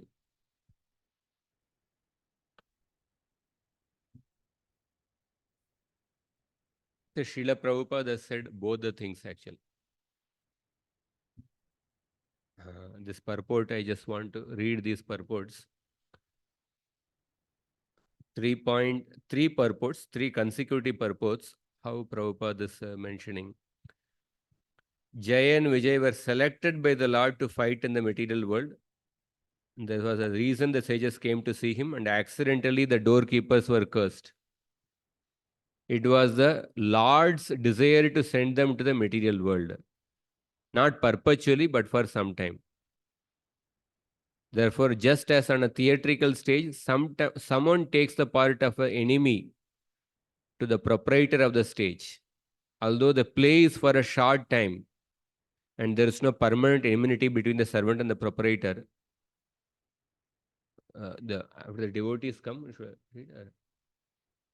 I continue? Okay.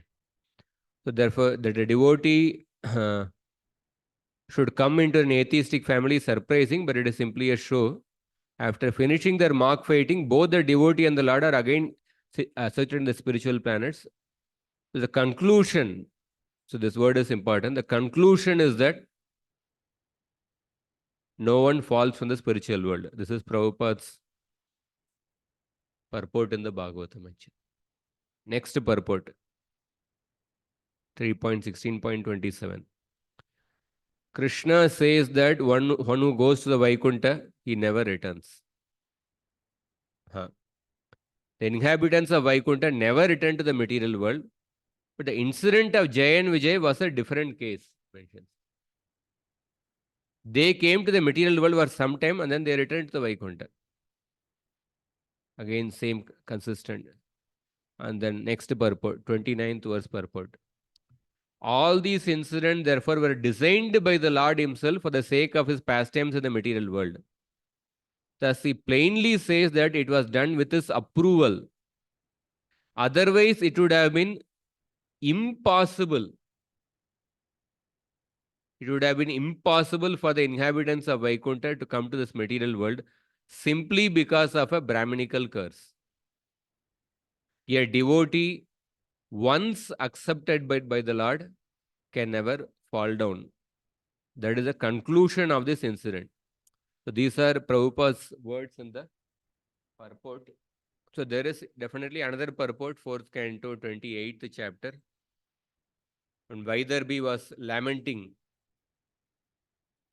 after Malayadwaja disappeared, at that time when Brahmana comes, Brahmana says that, do you not remember that I am your oldest friend? Do you not remember me? So in that purport, Prabhupada says that the living entity was there with Krishna in the spiritual world, like that he says. You can read that purport, 4th canto, 28th. So these purports, if you see, there is no clarity. The 3 purports I quoted, nobody falls from that. So that purport, Prabhupada is saying that the living entity was there with Krishna in the spiritual world. So one way is that if you want to preach these purports, very good. If you want to speak those purports, that's also good. Both are given by Prabhupada. So, yeah, from one point of view, that both are given by the Acharya, so therefore you can take it actually. Because Sambandha, Abhidaya, Prayojana, they don't change in both the cases. Whether you accept that you came from the spiritual world or whether you accept that you are there since beginningless time, the Sambandha Jnana, the living entity is a part and parcel of Krishna, that doesn't change. The Abhideya, the process of establishing the relationship, that doesn't change. Prayojana, the goal of life is to develop love for Krishna, that doesn't change. Both the cases, Sambandha, Abhideya, Prayojana doesn't change. So, but in that, if you go with the allegorical story, we already studied in this chapter. And that Brahmana is saying that, do you not remember I am your very old friend? So what did Narada Muni say according in the allegorical story? We saw in the beginning of this chapter. What does that character represent? Avijnata. Avijnata represents the super soul actually. So super soul, technically speaking, there is no super soul in the spiritual world. There's another purport of Prabhupada in the 6th canto, 4th chapter or 5th chapter. I can show you that purport, where Prabhupada says that the conceptions or the considerations of Brahman and Paramatma, they came after the creation. The super soul is not there in the spiritual world. Prabhupada says in one place that super soul is like a IAS officer who is appointed in the Kumbh Mela. Chaitanya Charitamrita writes that Kumbh Mela, there's some during the period of Kumbh Mela, many IAS officers are appointed just for Kumbh Mela actually. Only for that region to manage that Kumbh Mela, some dozens of IAS officers are appointed for the period of Kumbh Mela only for that region. But after the Kumbh Mela, those IAS officers, they will not, they'll go back to this one. Only for the period of Kumbh Mela they are appointed. So super soul is there in the material world, super soul is not there in the spiritual world.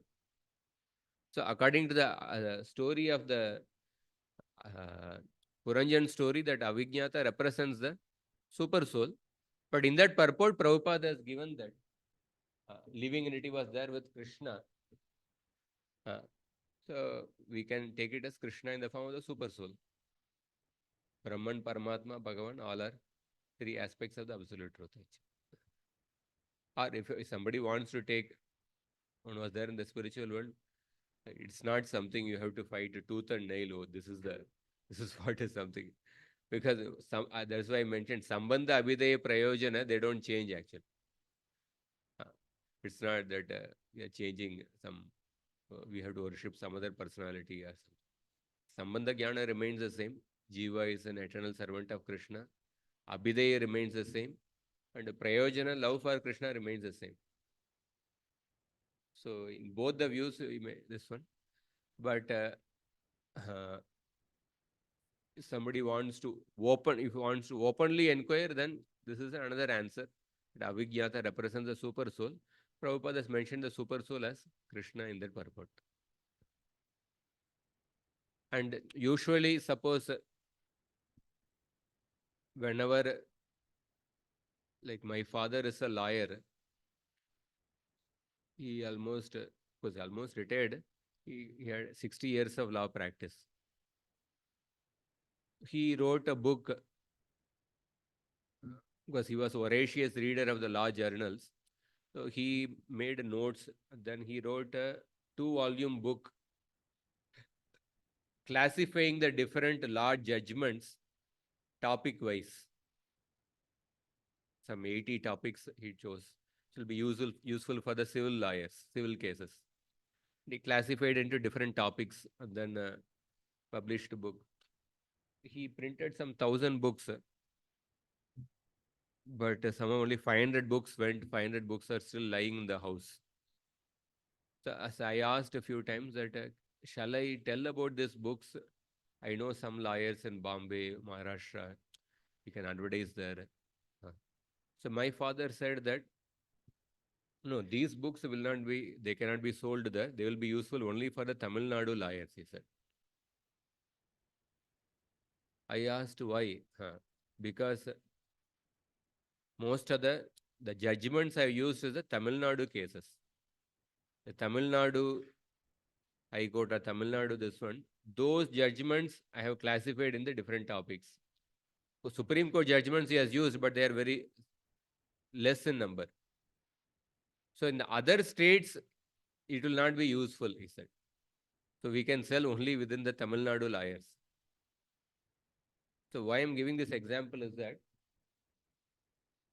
quoting Shastra, when you talk about the quoting Shastra, so a few points I will, let us read Prabhupada's statements about quoting Shastra. The art of authoritative quoting, there are so many quotes of Prabhupada that valued argument is that when you quote from the Vedic literature, that is valuable. Veda Pramana, Shruti Pramana. Shruti Pramana is accepted amongst the authorities. Another place, the gift of Chaitanya Mahaprabhu, it is in the Shastra. Mahaprabhu does not give you anything which is not in the Shastra. Another place, without the support of Shruti, Smriti, Purana, any religious movement is simply a disturbance. Utpata eva kalpate. Shadhu Shastra Guru Vakya. Quoting Shastra.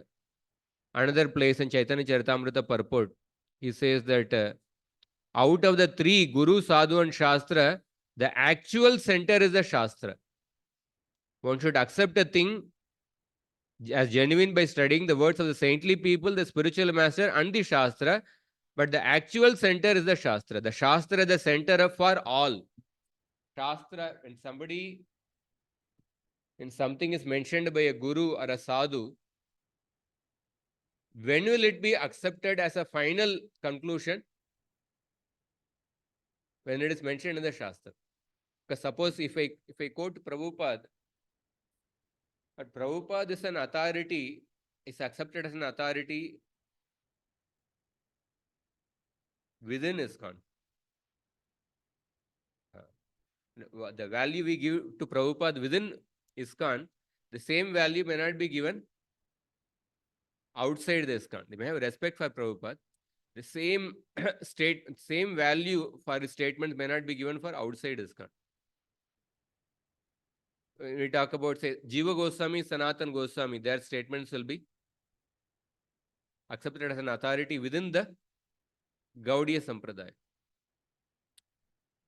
Will the Sri Vaishnava Sampradaya or Madhva Sampradaya, will they accept?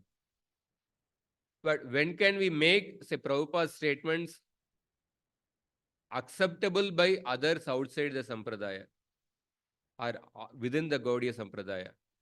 And when can we make the Jiva Goswami or Sanatan Goswami statements be acceptable by people outside the Sampradaya? How can we make?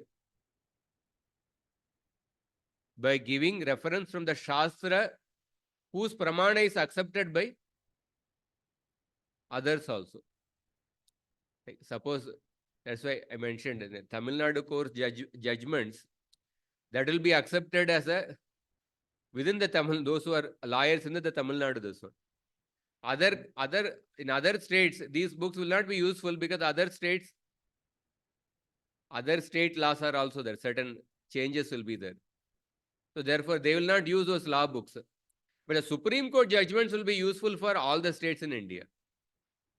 Supreme Court is common for all this one. So similarly, if we have to make some statement acceptable by any person within the Sampradaya, especially outside the Sampradaya, then you have to give a pramana from Shastra. Shastra, that means it should be from the Vedas or Upanishads or Vedanta Sutra or the Puranas or the Bhagavad Gita or Srimad Bhagavatam. Because these are accepted by, these are Vedas, Puranas, Itihasa, these are accepted by all the Sampradaya. These are the words of the Vyasadeva. Vyasadeva is one person who is accepted by all the Sampradayas. When you go the direct words of the Vyasadeva from the Puranas, Vedas, Itihasas, then it will be accepted by everyone. So any statement of any Acharya in any Sampradaya, if you have to make the statement acceptable to others, then you have to support that statement with the statement from the Shastra, which is acceptable by everyone. Otherwise, we may have, because of the affection for Prabhupada, we may accept that statement. Of course, as I already mentioned that Prabhupada has given two different statements. Both the statements are there. So the point is that otherwise, if we quote, if we say Prabhupada has quoted that statement in 4th canto, 28th chapter, so therefore that means we were there in the spiritual world, we come there, we have come from there. Then, and if we don't give a statement from the Shastra, which can be accepted by everyone, then it would mean what? It would mean the ISKCON devotees came from the spiritual world. Others did not come from the spiritual world. Because that statement is given by Prabhupada. If you don't give a statement from the Shastra, which can be accepted by anybody outside the Sampradaya, there are certain subject matters which are within the Sampradaya, which are what do we say, which are subject matters within the Sampradaya. Suppose, for example, if I say, should we put peacock feather for Chaitanya Mahaprabhu or not? So that is a subject matter which is discussed within the Gaudiya Sampradaya. And for that, we may refer the different acharyas, what they say. But when you talk about the Jiva Tattva is a subject matter. It's a common for all the Sampradayas, anybody actually. It's not that somebody outside the Sampradaya is not a Jiva Tattva. It's not that somebody who is not following the Vedas is not a Jiva Tattva. Everybody is a Jivatma. So when you talk about the Jiva Tattva, about the avidya of the Jiva, then you have to give a pramana which is acceptable by all the Sampradaya. When you quote only your Acharya statement, then unless you substantiate with the Shastra, then it cannot be. People will generally quote. That's why the art of authoritative quoting, that has to be properly understood. Art of authoritative quoting, Guru, Sadhu and Shastra. When you quote the Guru and the Sadhus, if you are dealing only within your Sampradaya, then it will be accepted. If you have to make somebody else accept, then you have to substantiate the Guru and Sadhu statement from the Shastra, then it will be accepted by others. So therefore it is this art should be properly understood. And one more thing I wanted to say. Yeah, therefore this one more thing. When we say that a jiva came from the spiritual world, but Krishna says Yadgatvana Nivartante Tadama Paramamama, never returns from the spiritual world. When we came from the spiritual world, that means At a particular point in time, spiritual world allowed the people to leave from there. But after Krishna spoke the Bhagavad Gita, at that time or some particular point, the quality of the spiritual world changed. That that it will never allow the people to leave the spiritual world. But Krishna is giving a very simple statement. Yad gatva na nivartanti taddama paramam. One never leaves. Once a person attains, one never leaves. But if we say we came from the spiritual world, at some particular time, we had the spiritual world did not have the quality, and that later it changed. But then the Shastra says that second canto, 9th chapter, when the description of the spiritual world, when Lord gave darshan to Brahma, Nayatra Kala Vikrama, you see the word. The spiritual world is not subjected to the transformation of the time. So spiritual world quality cannot change. It can never be transformed by time, actually. It cannot be that previously it didn't have the quality, so therefore it allowed the people to leave the spiritual world, and at a certain point it changed. That means spiritual world was subject to time factor.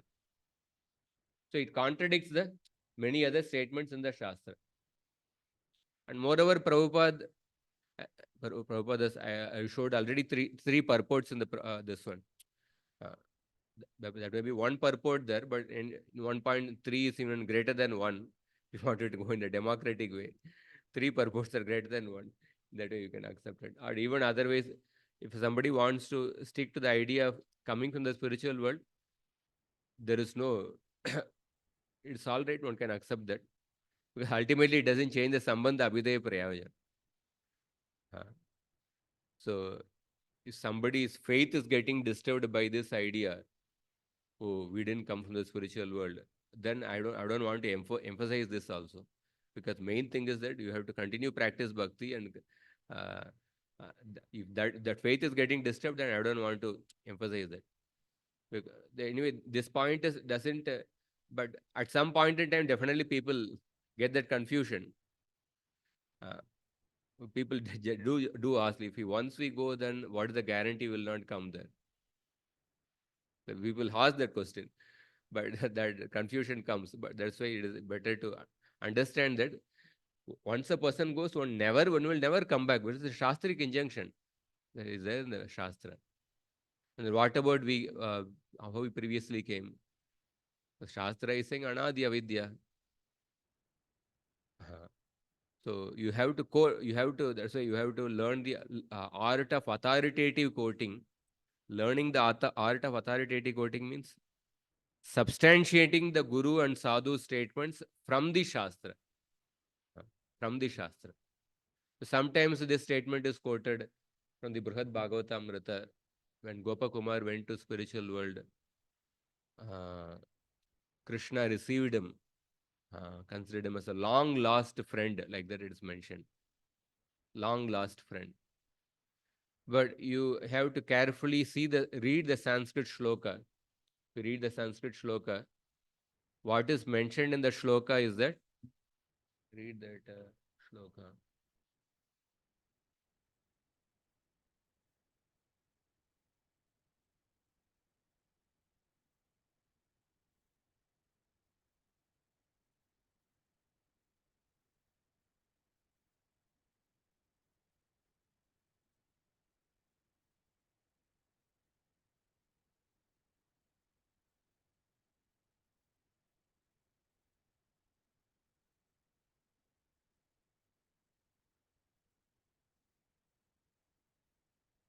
You read this shloka. This is the shloka.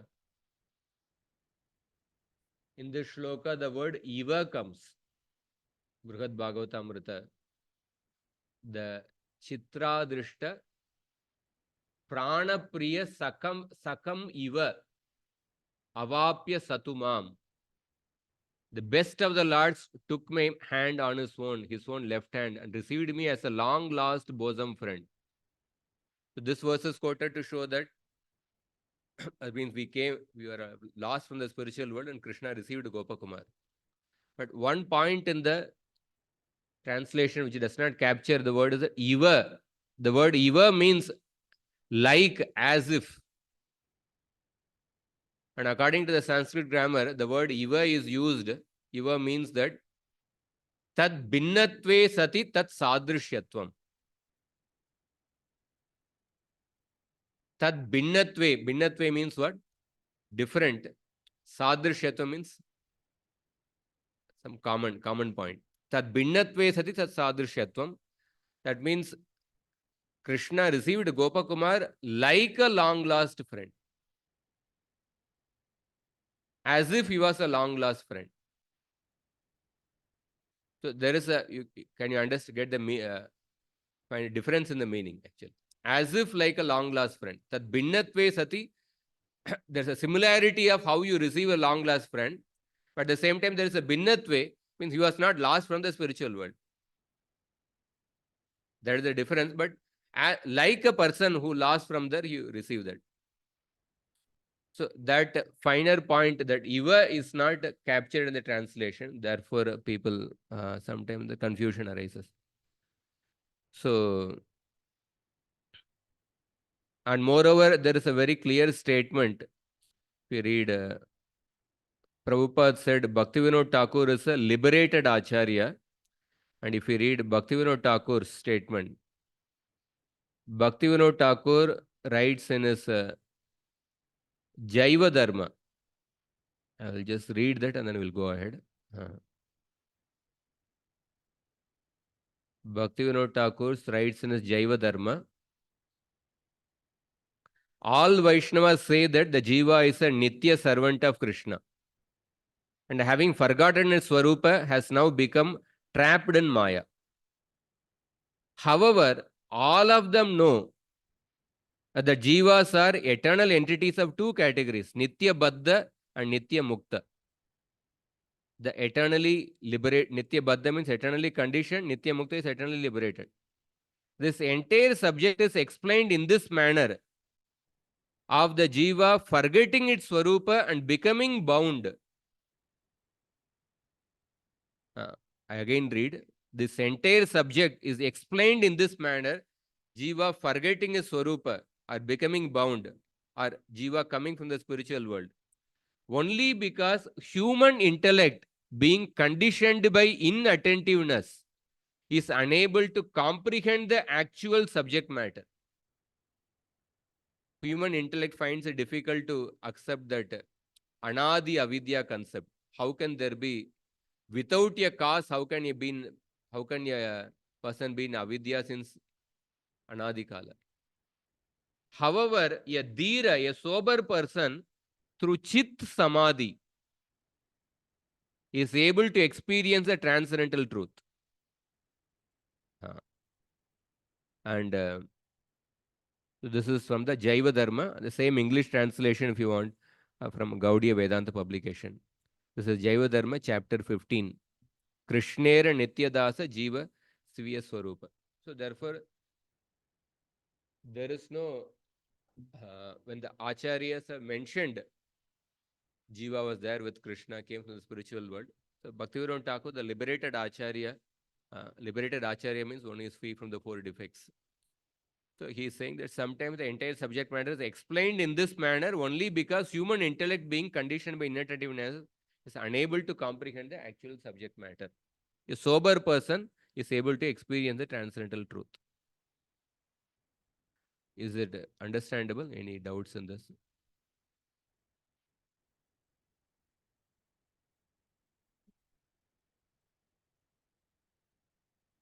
Should we go ahead?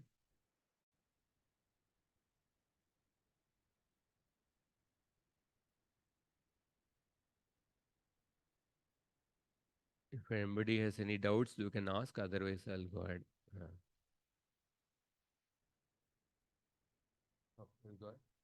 Okay.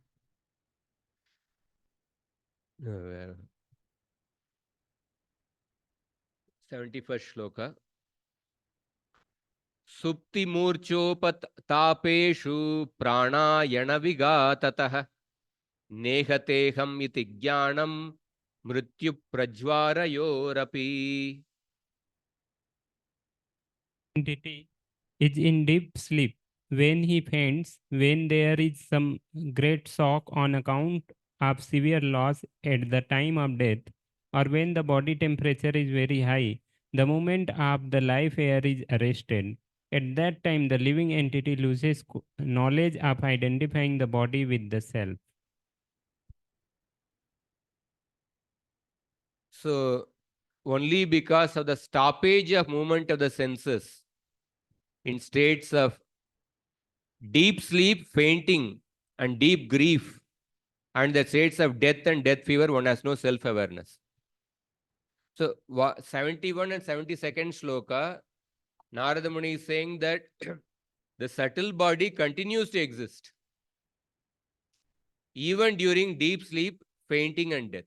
So sometimes a person may say that just like the gross bodies are created and destroyed,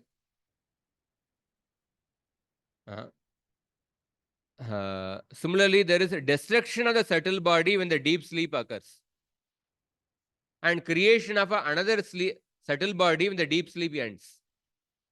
One may say, just like gross bodies are destroyed, similarly, subtle bodies are also destroyed at the time of deep sleep. And then after the deep sleep ends, the subtle body is again created. So Narada says, no, subtle body never gets destroyed. Only when a person gets liberated, that time subtle body is gone. As long as there in the material world, subtle body is always there. Upatapa means suffering due to separation from someone dear. Sudden shock, a person. Sudden shock.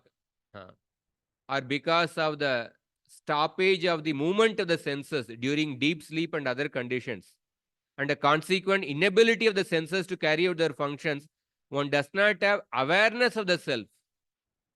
In deep sleep, none of the senses or mind function. So, Jagrati, Swapna, Sushupti, a simple analogy to understand is that Jagrati is like a mobile phone when it is switched on. All the functions are working in the mobile phone. The Jagrati state, Karmendriya, Jnanendriya, mind, all are working. Swapna is like a mobile phone in flight mode. In flight mode, many of the apps stop functioning. WhatsApp, SMS, email, they stop functioning. But still some apps, they continue to function. So in the Swapna, Karmendriyas, Jnanendriyas, they stop functioning, but the mind continues to function. That is why we get dreams. Sushupti is like mobile phone in the switched off state. The switched off state, even those apps which are functioning in the flight mode, they stop functioning. In the Sushupti, even the mind stops functioning. Mind stops functioning, that doesn't mean that subtle body is destroyed. Subtle body is present, but it stops functioning, that's all. But, so even when the mobile phone is in the switched off mode, when you switch off again, you switch off in the night 10 o'clock, when you switch on in the morning, say 4 o'clock, do you see the time as night 10 p.m. or 4 a.m.? You see the time as morning 4 a.m. That means there is something within the mobile phone which was functioning even during when it was switched off. Because of that, it is showing the present time. So similarly, after we woke up from the deep sleep, what do we say? We say that I had a sound sleep. Karmendriyas were not functioning, Jnanendriyas were not functioning, subtle body was not functioning. So how are you able to perceive that you had a sound sleep? That means the soul was still present, soul was observing that sound sleep. So therefore, this is a inference to show how we are different from the body, we are the soul. This analogy can also be taken. But here the point which is mentioned is that in deep sleep, none of the senses or mind function. In the dream state, the external knowledge senses do not function. though there is a greater degree of stoppage of movement in the senses of death and prajvara, and great difficulty in those states, the subtle body is still not absent. Subtle body is not functioning, but subtle body is there. So, if you see Prabhupada's purport,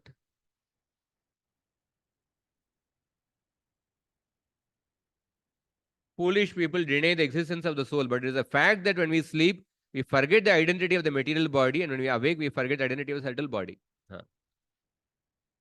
The living entity actually has no connection with either the activities of the sleep or the awakened state. Because the natural state of the soul is the turiya. It is beyond even the deep sleep. Turiya is the state of samadhi where the living entity is in contact with the Supreme Lord. So under chloroform or some anesthetic, the living entity forgets his gross body and does not feel pain or pleasure. Similarly, a man is sometimes suddenly shocked by some great loss. So if by the Krishna's grace we act in our spiritual body, we can transcend both the gross and subtle bodies. Rishikena Rishikesha Sevanam Bhakti Ruchyate. Okay, next verse. Garbe balye apaukalya garbe balye apaushkalyad yeka dashavidam tada lingam na drishyate yuna kuhvam chandramaso yata. When one is a youth, all the 10 senses and the mind are completely visible. However, in the mother's womb or in the boyhood state, the sense organs and the mind remain covered, just as a full moon is covered by the darkness of the dark moon night. Example is giving that in a childhood, a person may not feel attraction for the women because the senses are not fully developed. So you can't say, oh, child is a pure devotee, is a liberated soul. He doesn't have any attraction towards the women. Like that. No, they are all stored in the mind. The senses develop, then they come actually. Because of the seeds of the senses are not fully developed, the subtle body, evident by the 11 senses, which are clearly visible in the stage of youth. Yuna, lingam, na drishyate yuna, kukvam chandra. They are clearly visible in the stage of youth, is not visible within the womb, garbe, or in a newborn baby, balye, because apaushkalyat, because they are in an undeveloped stage. Just like moon is not visible during the new moon phase. Can you say the moon has died? No, it is not visible, but the moon is present. So Prabhupada explains that in the more elaborately. In a dream, a young man may experience the presence of a young woman because at that time the senses are active. But the child will not have dreams of some young lady actually. Because the senses were not developed. The activities of the subtle and gross bodies depend on how developed the conditions are. So, on a dark moon night, the full shining moon is still present, but it appears not to be present due to the conditions. Similarly, the senses of the living entity are there, but they only become active when the gross and subtle body are developed. Unless the senses of the gross body are developed, they will not act the subtle body. Next shloka. Arteksha vidyamanepi samsmritirna nivartate dhyayato vishayanasya swapne nartagamo yata. When the living entity dreams, the sense objects are not actually present. However, because one has associated with the sense objects, they become manifest. Similarly, the living entity with undeveloped senses does not cease to exist materially, even though he may not be exactly in contact with the sense objects. So here also Prabhupada speaks about how the reactions come in different stages. Bija, Kutastha, Falonmukha, and then Prarabdha. Just because we see an innocent child, we cannot say that child is a liberated soul. everything is held in reservation and everything will become manifest in due course of time. Even in the absence of certain manifestations in the subtle body, the objects of sense enjoyment may act. The example has been given of a nocturnal emission in which the physical senses act even when the physical objects are not manifest. So the three modes of material nature may not be manifest in the subtle body, but the contamination of the modes remains conserved, and in due course of time it becomes manifest. So we see arte avidyamanepi. Just as enjoyment of the objects continues in a dream, though the objects are not present. Dhyayato vishayanasya swapne anartho gamo yata. Similarly, samsara does not cease for a person attached to the sense objects, though the subtle body stops functioning during deep sleep. Samsara, a person still remains in deep. In the deep sleep, one is liberated even from the subtle body. But the samsara is still there because subtle body has stopped functioning, but the subtle body is still there. So the samsara does not stop for the person.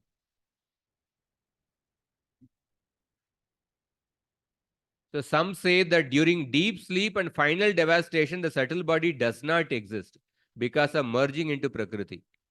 But they also say that this is not liberation. It is still samsara. It is just like a full moon, the moon, full moon day, the new moon day actually. Moon has just become covered. Subtle body has become covered, but then once again the chance gets, again a person, the impressions come back. Just as a person who meditates on sense objects perceives forms for enjoyment in a dream, through though the physical objects are not present, so in deep sleep, though the subtle body does not function, there is no liberation because of the impressions have not been destroyed.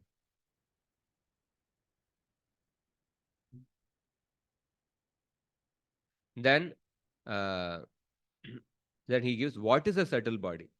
Yevam panchavidam lingam trivrit sodasha vistritam yesha chetanaya yukto jivayit abhidiyate.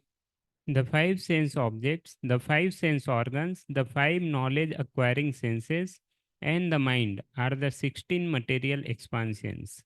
These combine with the living entity and are influenced by the three modes of material nature. Thus, the existence of the conditioned soul is understood.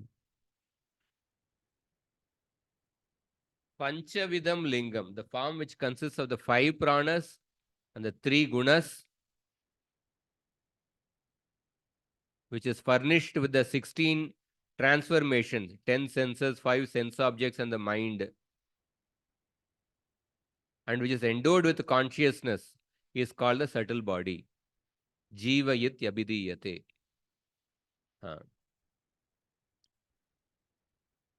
So,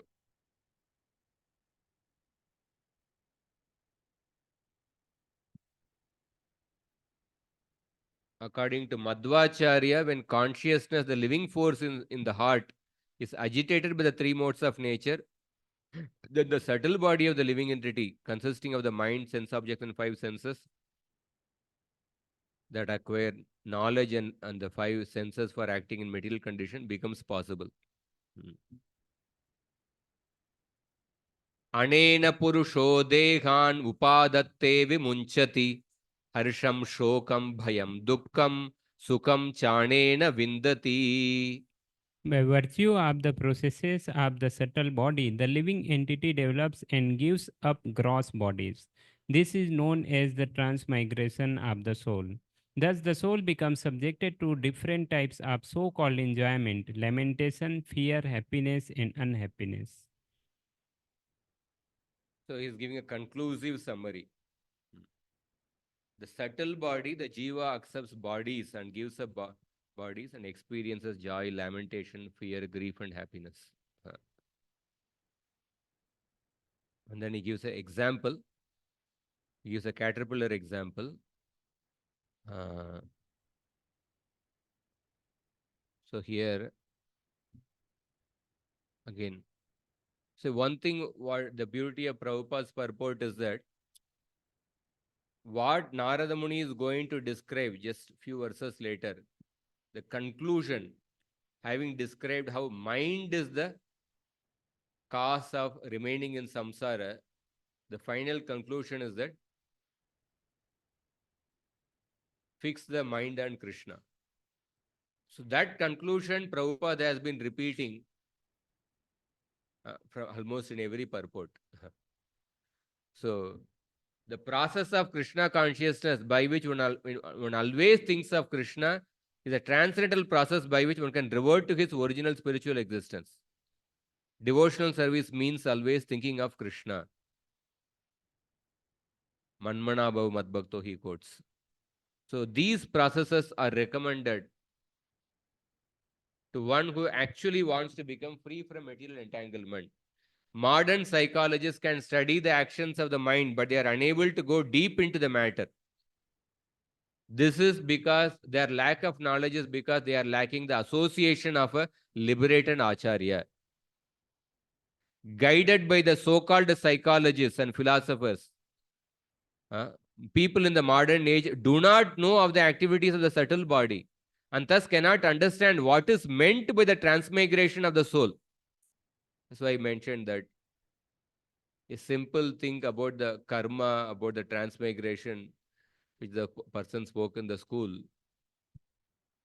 and the whole government is that person, after the school program, he went to Australia for some other program. And then in Tamil Nadu, there was so much of news everywhere in this one. And then he made a statement that as soon as I land in Chennai, I will give a reply to all these things. And as soon as he landed, there were 200 police officers who took him with not allowing him to meet the media, and they took him in a different direction. Somebody who just spoke about Papa, Punya, previous birth, so he was treated practically like a terrorist actually. So in these matters, we have to take the authoritative statements of the Gita, Dehi nosmin yata dehe. Unless all human society understands this important verse in the Bhagavad Gita, civilization will advance in ignorance, not in knowledge. So one devotee said that out of all the verses quoted by Prabhupada, the verse which Prabhupada quoted maximum is this particular shloka, especially in this conversations, lectures, and this one. Dehi nosmin yata dehe is the verse which is quoted by Prabhupada, maximum quoted verse. So here Narada gives an example. You can read the translation 76, 77.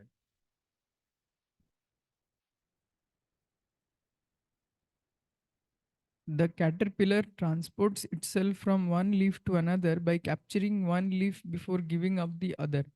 Similarly, according to his previous work, the living entity must capture another body before giving up the one he has.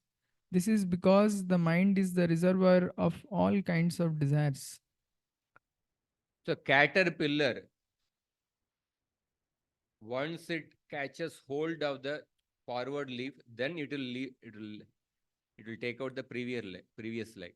Once gets the grip in the leaf in front of it, then it will take out the previous leg. Similarly, the jiva does not give up his previous identity even while dying until he accepts another body by firmly holding his karmas. O king of men, mana eva manushyendra bhutanam bhava bhavanam.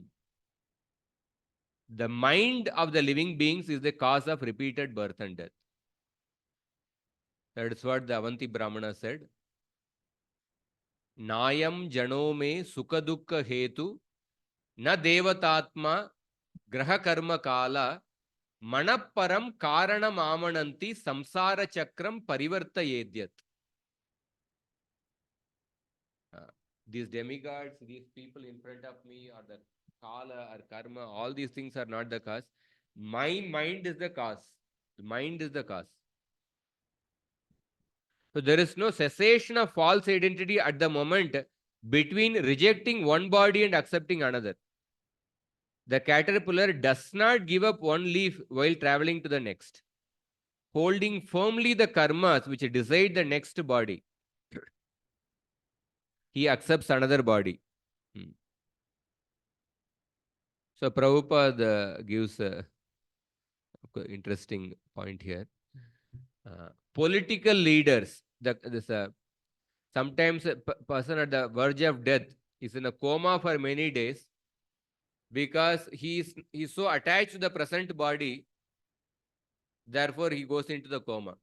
Sign of coma, a person is in coma, that is a sign that a person is very much attached to the present body. Although practically nothing is functioning, but still he is not dying because very much attached to the present body. This is common, especially among the so-called leaders and politicians who think that without their presence, the entire country will be in chaos. This is called Maya. Political leaders do not like to leave their political posts, and they either have to be shot by an enemy or obliged to leave by the arrival of death. By superior arrangement, a living entity is offered another body. But because of his attraction to the present body, he does not like to transfer himself to another body. Thus, he is forced to accept another body by the laws of nature. Prakrite kriyamanani gune karmani sarvasha. So, material nature forces a person to accept another body. This force is visible when the living entity transmigrates from a superior body to an inferior body. Somebody is a king, but he is forced to accept the body of a dog.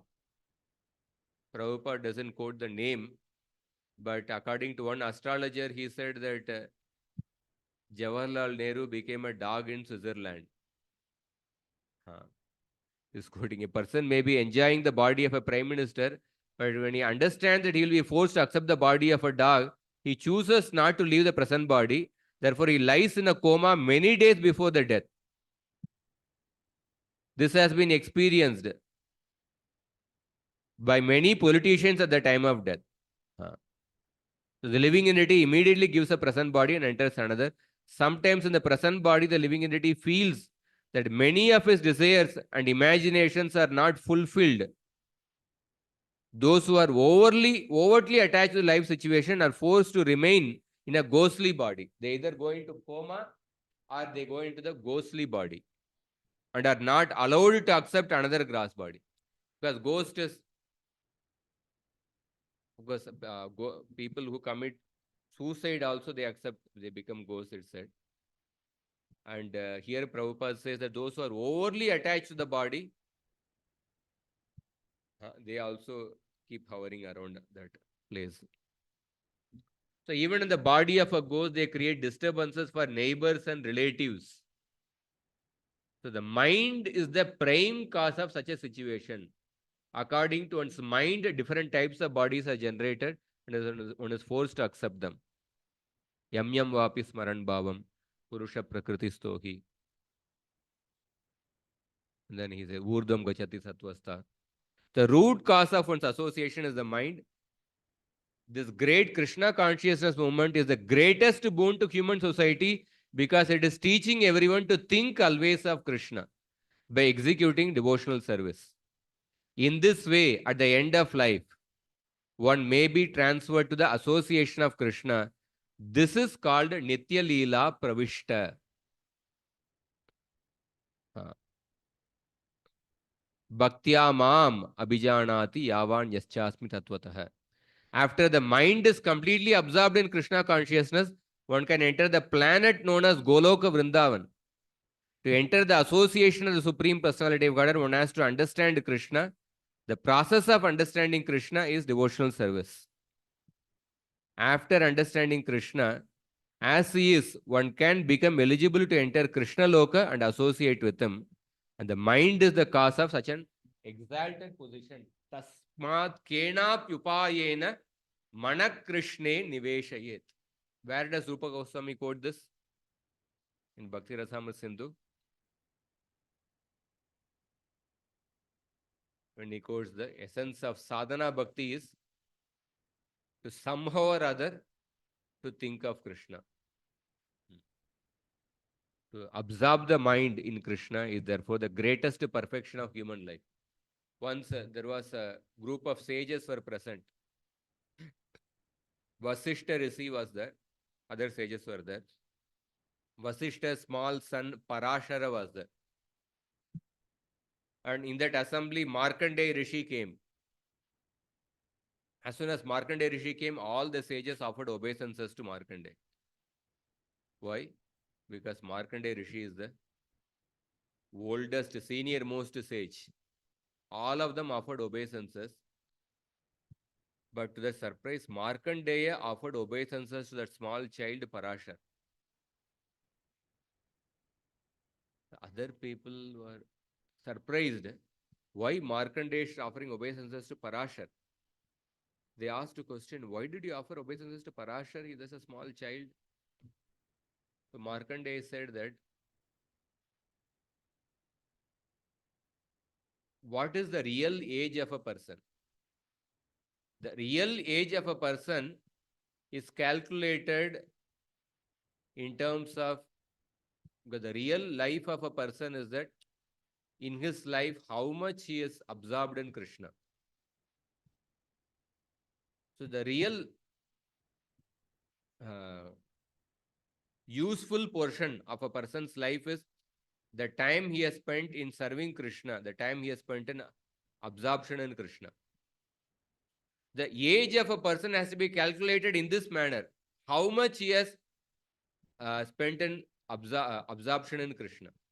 It's like suppose in a in a sack, if you have to calculate how much rice is there, after removing the husk from that, whatever rice is there, you take the weight of that rice and then you say, oh, this much rice is there. So similarly, you remove the portion of the life in which a person is not absorbed in Krishna, take the portion of life in which he is absorbed in Krishna, and that is the real life of a person. And according to this calculation, this child Parashara, he is older than all of us put together. Because every moment he is completely absorbed in Krishna, that he is so absorbed in Krishna at every moment that I feel that his life, his age is higher than all of our life put together. Therefore, I offered obeisances to him. So, therefore, to absorb the mind in Krishna is the greatest perfection of human life. That is the essence of the Gita. Manmana bhava madbhakto madhyaji mam namaskuru. So, this conclusion, Prabhupada had been driving all along, actually. Next shloka.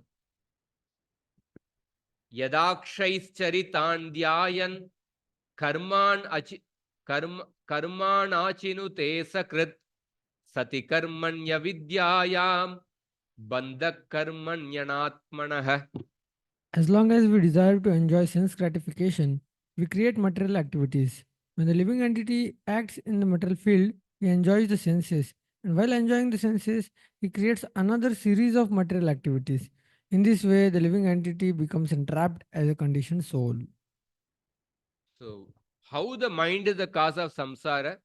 Because when a person performs actions with the senses while thinking of sense enjoyment, dhyayan karman achinute, bondage to the action of the body occurs. Bandha karmanyanatmanah. Because each of those actions have the seed of avidya. Karman avidyayam. Each of those actions to enjoy independently from Krishna has a seed of avidya. So one meditates on the objects of enjoyment. Because each act has ignorance as its seed, bondage to action of the body takes place. So Prabhupada says that in conditional life, living entities creates a series of bodies one after another, and this is called karma bandhana. Yajnartat karmanonyatra lokoyam karma bandhana. Again, he quotes Bhaktivinoda Thakur, Anadi karma phale padi bhavarnava jale. How you see that? Consistent, the word Anadi comes in whether Bhaktivinoda Thakur or Baldev Vidya Bhushan, are the direct words in the Bhagavatam, are the Krishna's words, Purusha, Vidyanadi Ubhavapi. Prakritim Purusham Cheva Vidyanadi Ubhavapi. Anadi word is there. The living entity falls into the ocean of karma bandhana as a result of past material activities. Instead of plunging oneself into the ocean of material activity, one should accept material activity only to maintain body and soul together. The rest of one's time should be devoted to engaging in the transcendental loving service of the Lord. In this way, one can attain relief from the reactions of material activity. The next verse is the conclusion. Atastat apavadartam bhaja sarvatmana harim pashyam sadatmakam vishvam stityutpatyapyayatah. You should always know that this cosmic manifestation is created, maintained, and annihilated by the will of the Supreme Personality of Godhead. Consequently, everything within this cosmic manifestation is under the control of the Lord. To be enlightened by this perfect knowledge, one should always engage himself in the devotional service of the Lord. So Narada says that the solution for counteracting ignorance, bhaja sarvatmana harim, to counteract ignorance, seeing the Supreme Lord as the whole universe, worship the Lord, bhaja sarvatmana harim, who creates, maintains and destroys the universe with all your heart. Sarvatmana. So in this way, Narada concludes his instruction. Prabhupada quotes, Maya Sakta Manapartha Yogam Yunjan Madashraya Asamshayam Samagramam Yata Jnasasi Tachrunu. Jagatarini Mataji, Srila Prabhupada's disciple, Burjan Prabhu's good wife, she told in the class, the one verse which Prabhupada quoted often is that Dehinosmin Yata Dehe. And then one verse in which Prabhupada gave maximum number of lectures is this shloka, Maya Sakta Manapartha. If you read if you see suppose if you go to folio and see how many lectures Prabhupada has given on this, you'll see some 25 plus lectures. So she was giving her realization. The ultimate purpose of hearing Gita is to come to the point of Karishe Vachanam Tava. One has to come to that conclusion, to execute Krishna's will. And to come to that point, there are two obstacles, Moha and Samshaya. Nashta Moho Smritir Ladva Tvat Prasadat Mayochuta Sitosmi Gata Sandeha. Moha and Sandeha, they are the two obstacles which prevent a person to come to the point of Karishe Vachanam Tav. And what is the greatest moha or the basic illusion is the bodily concept of life. And therefore Prabhupada quoted Dehinosmin Yata Dehe often. And what is the way to overcome the doubts? Doubts also prevent a person to come to the point of Karishe Vachanam Tava. What is the way to overcome the doubts? That is mentioned in the shloka. Asamshayam samagram mam yata jnasyasi tachrunu. When a person hears from the Krishna or his representative, from the right source, then asamshayam, all one's doubts will be removed. So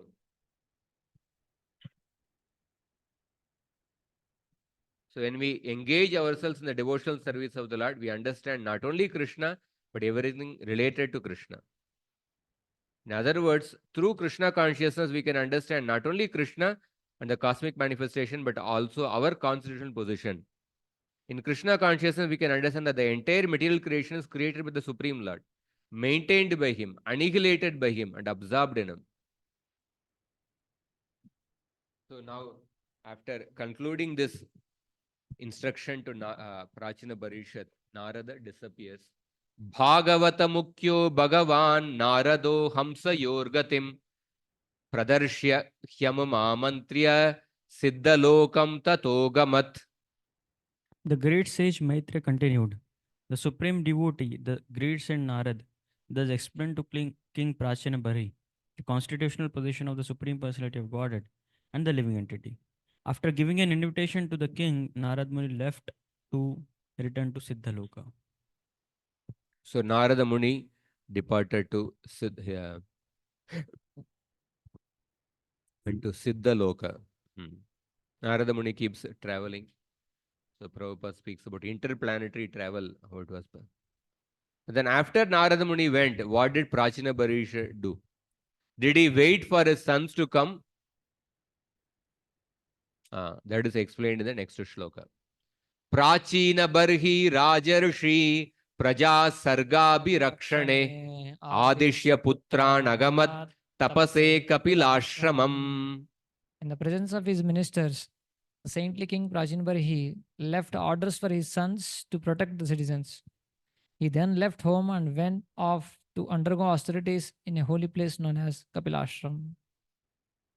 So Prachina Barisha did not wait for his sons to return. He just left orders with his ministers. They can give it to his sons when they return. And he went to. For what purpose he gave orders? Praja Sargabi Rakshane. How does his sons should protect the citizens? For that he left some orders and then he went to forest. So we see that in this purport, if we read, Praja Sargabi Rakshane, protecting the citizens. According to Veera Raghavacharya, such protection means organizing the citizens into the Varna and Ashrama. It was the responsibility of the royal order to see that the citizens were following the regulative principles of the four ashramas, four Varnas and the ashramas. It is very difficult to rule the citizens in a kingdom without organizing the Varnashram Dharma.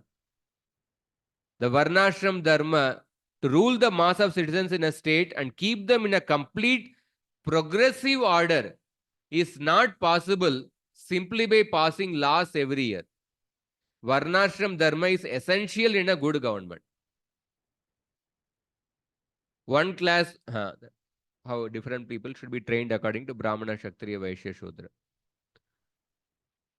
So Prachina Barisha did not wait even a moment to see his sons return, but left immediately. There were many things to be done upon the return of his sons, but he simply left them a message. He knew what his prime duty was.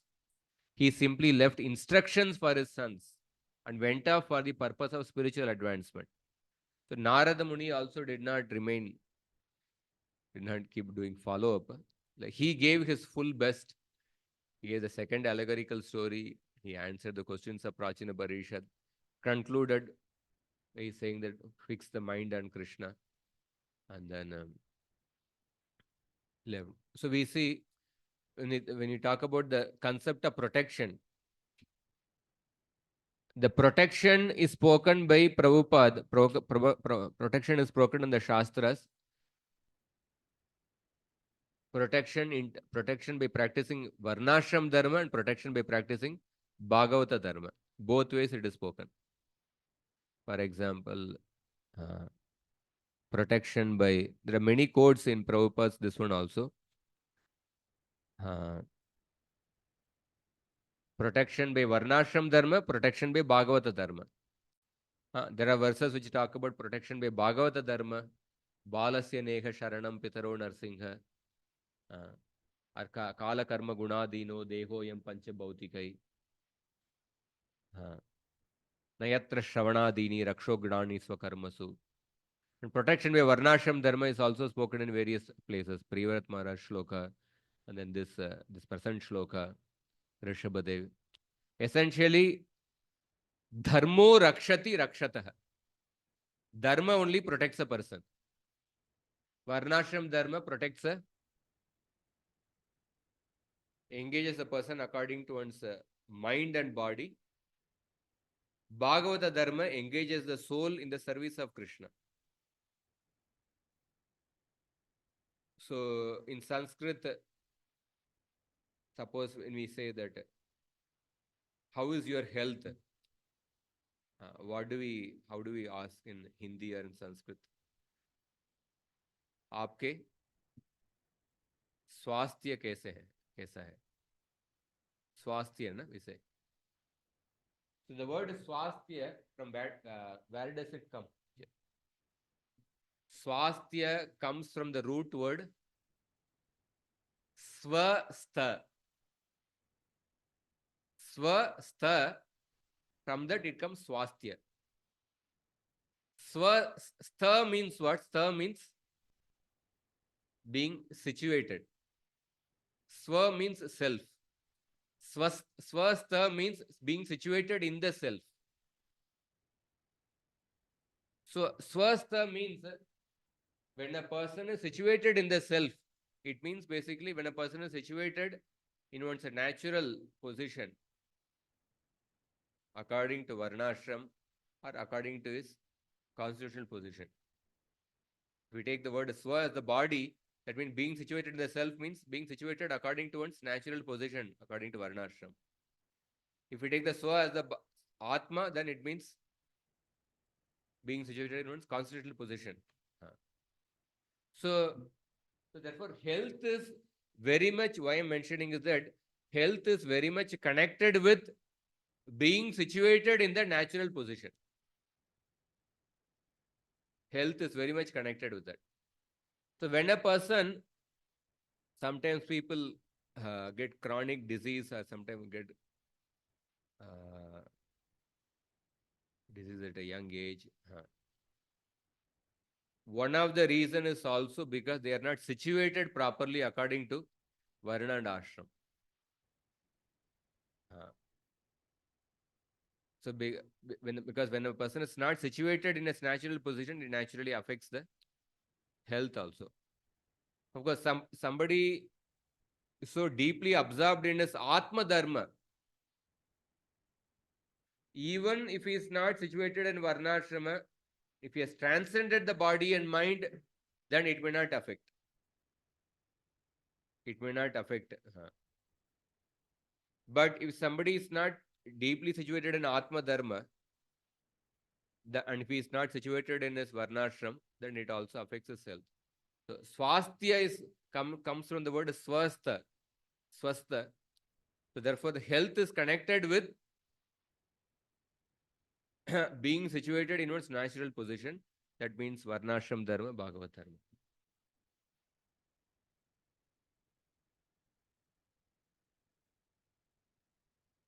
So we see there's another verse in the Bhagavatam.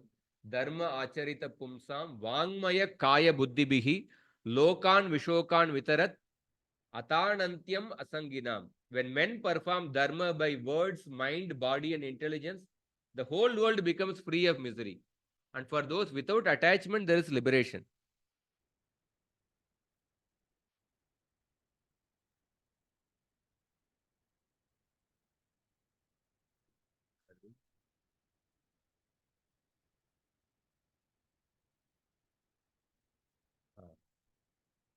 Tatraikagra manodiro govinda charanambujam vimukta sangonu bhajan bhaktya tat samyatamagat.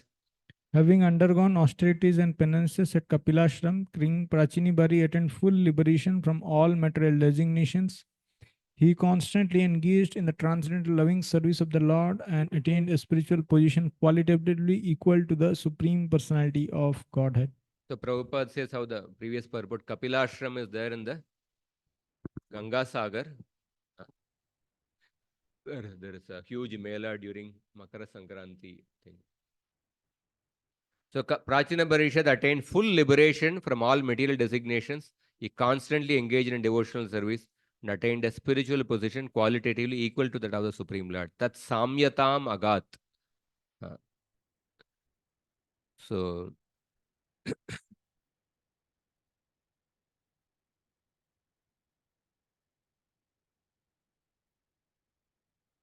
Sagunan Samatityaitan Brahma Bhuyaya Kalpate. How Prachina Parishad attained perfection. Yetadadhyatma Paroksham Geetam Devarshinaanaga Yashravayed Yashrunuyat Salingena Vimuchyate.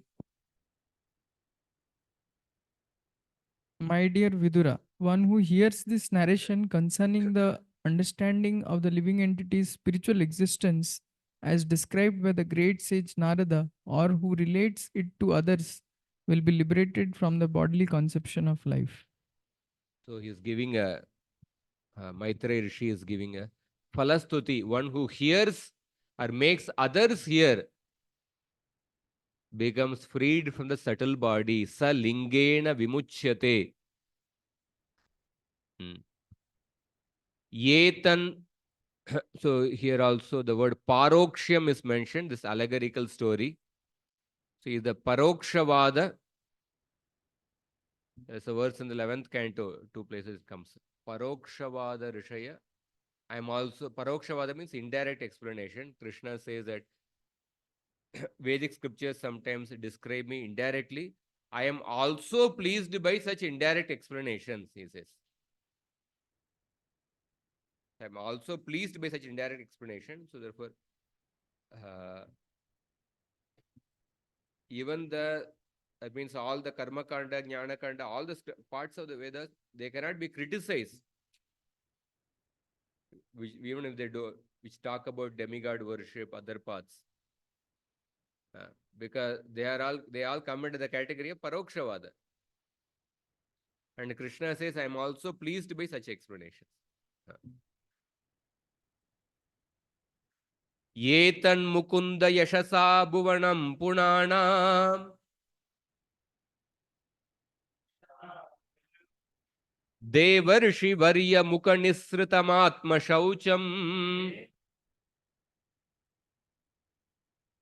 yakirtyamanam adigachyati parameshtyam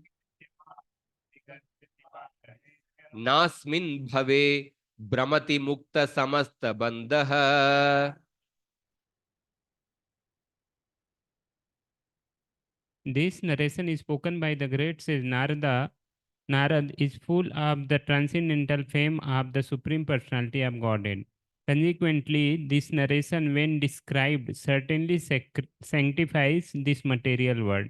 It purifies the heart of the living entity and helps him attain his spiritual identity. One who relates this transcendental narration will be liberated from all material bondage and will no longer have to wander within this material world. One who studies this story, filled with the glories of Mukunda, Mukunda Yashasa, Bhuvanam Punanam, which is purifying for the whole world. Atma Shaucham, and purifying for the soul. And Devarshi Varya Mukha Nisritam, which flowed from the mouth of Narada. And Yak Kirtyamanam Parameshtyam, and is continuously sung by Brahma. Such a person, Mukta Samasta Bandha, becomes freed from all the bondage. And Asmin Bhave Brahmati, Na Asmin Bhave Brahmati, does not wander in the material world again. So, does not wander again in the material world.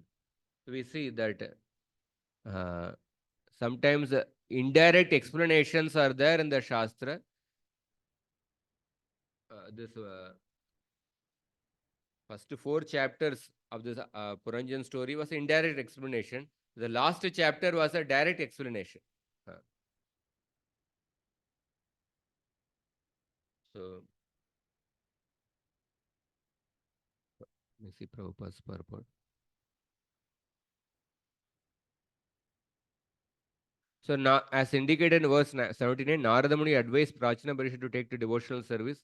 The vivid descriptions of the subtle and gross bodies in this chapter are most scientific. And because they are given by Narada, they are authoritative. Because these narrations are full of the glory of the Supreme Lord, they constitute the most effective process for the purification of the mind. As Sri Chaitanya Mahaprabhu confirmed, Cheto Darpana Marjanam. Disconnected.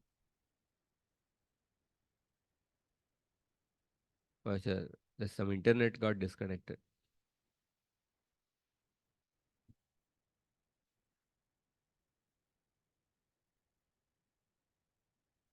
Huh?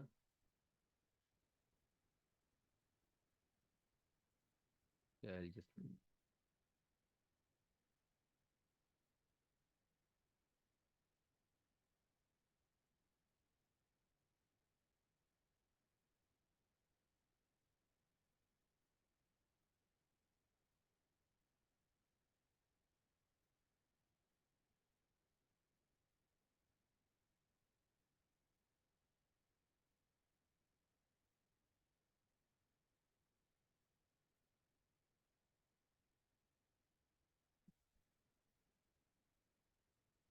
So,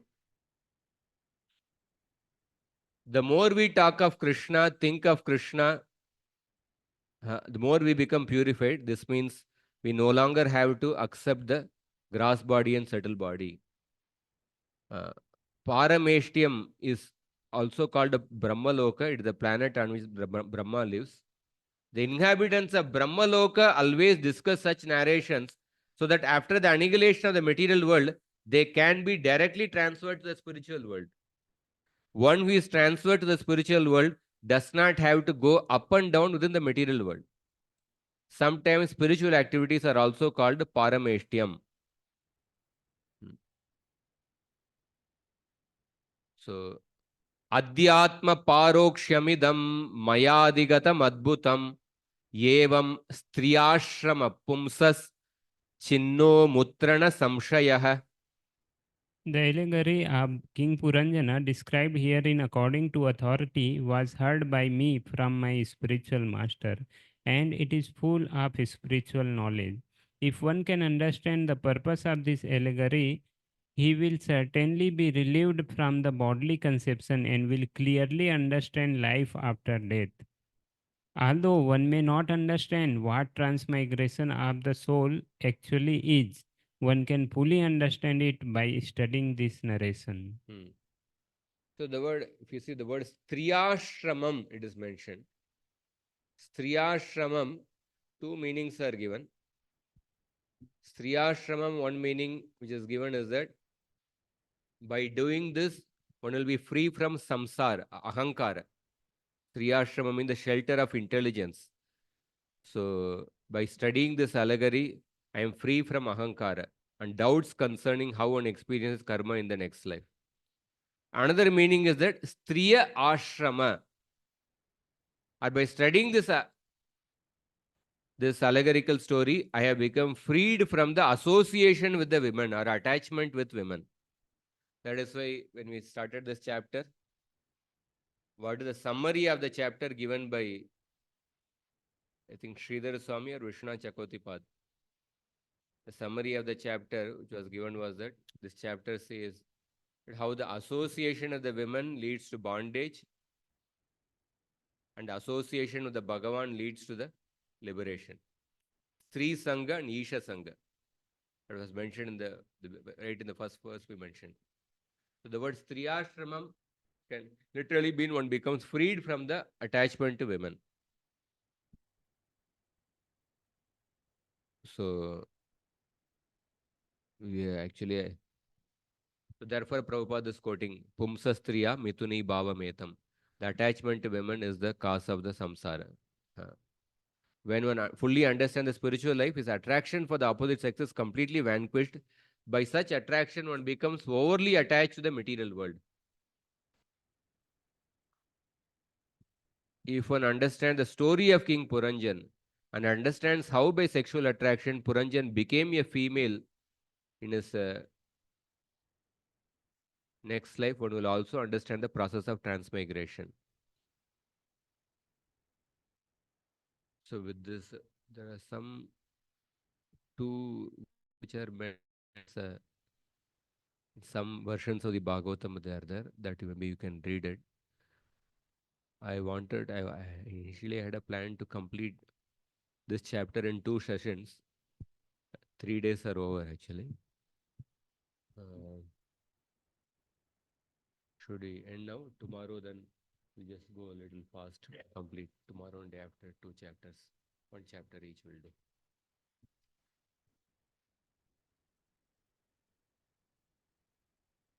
So we'll stop here.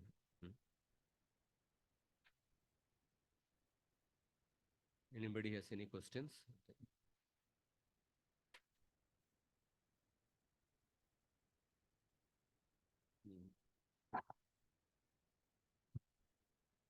Guruji, here Prachinvar, he got realization after hearing from Nardamani. So how much factor it decides, contributes the factor of student and teacher in realization, the person. Both are there in the picture. When in some cases we see that though there is no teacher, just like Avadut Brahman, he has so many realizations, even from just by observing around and other things. And in some cases we see that though the teacher is very capable, but Chitraketu and Nardamani is not at all listening at all. There is no realization. So how much factors and what it gives the realization to a student? There is one shloka.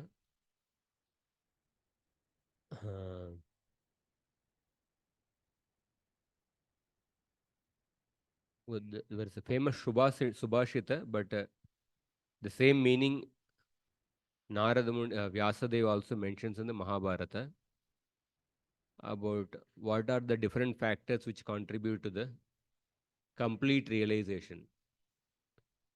So what is that shloka is that? The Subhashita is that Acharyat Padamadatte. Acharyat Padamadatte.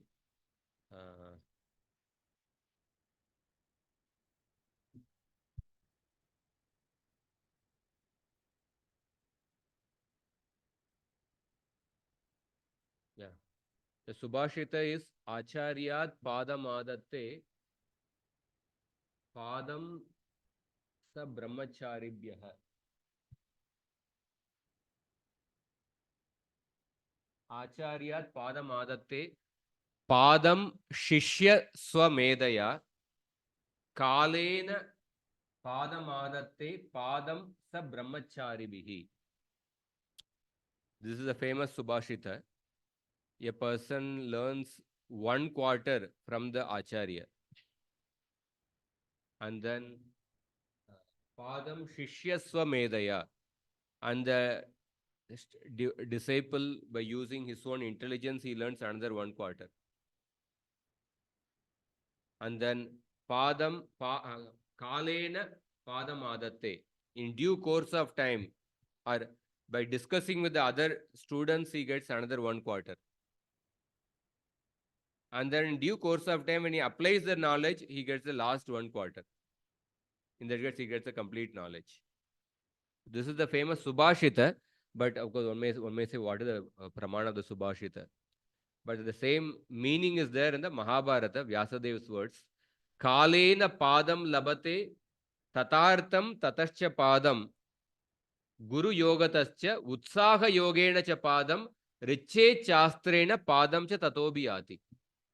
The same meaning. Brahmachari attains a 1/4 of the meaning of the Vedas by passage of time, a 1/4 by staying with the Guru, a 1/4 by one's own enthusiasm, 1/4 by mutual discussion with others. Of course, we may not literally take 1/4, 1/4, 1/4, 1/4. But the point is, in the complete, for a person to come to a complete realization, all these factors contribute. we have to hear from a guru, and then we also put our own intelligence to do contemplate on what we heard. For a teacher, before teaching, purva avalokana is important. Before coming to teaching, he should go through the subject matter. For a student, para avalokana is important. After hearing, he should contemplate, he should revise that. And then the student should also discuss with other students. Machita Madgata Prana, Bodhayanta Parasparam, association with other devotees discussing. And then apply that in our life.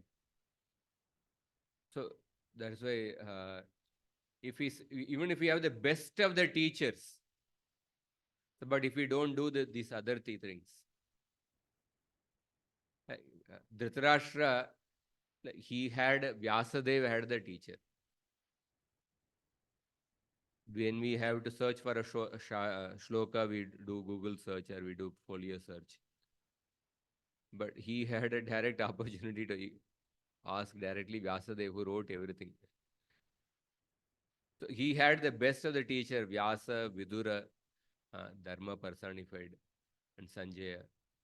But because other three factors were not there, he was not using his own intelligence to apply it, to contemplate. So therefore, he didn't mature. So therefore, other three factors are important. So I'm not saying exactly 1/4 or something, but all four factors are important. Even if we get the knowledge, if we contemplate, if we discuss with others, sometimes certain portion of the knowledge, certain realization we get in due course of time. In due course of time.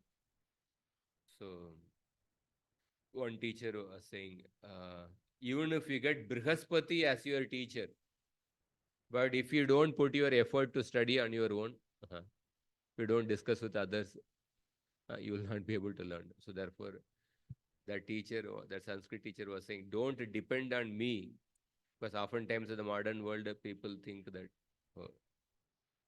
that school, that coaching class, somehow my son should get admission. They put more emphasis on that.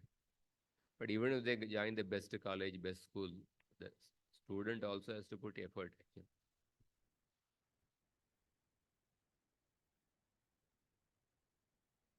Avadut Brahmana, he also had his guru. Bhagavatam describes, see what Avadut Brahmana, he saw the guru's teachings coming through the different objects in this world. And then when he saw the guru's teaching coming from different other people, he also accepted them as the guru. So it is not that he hearing from the guru, that is not mentioned in the Bhagavatam. But the purports, some of the purports say, like he saw the guru's teachings coming from this one, that he accepted them as a guru. He also heard from the guru.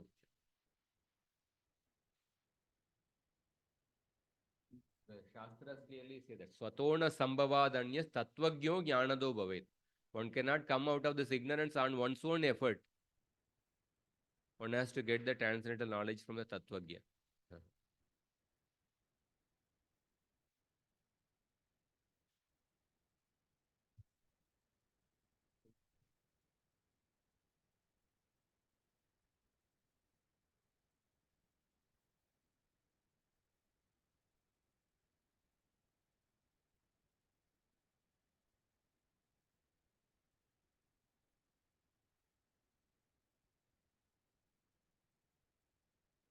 Okay, we'll stop here.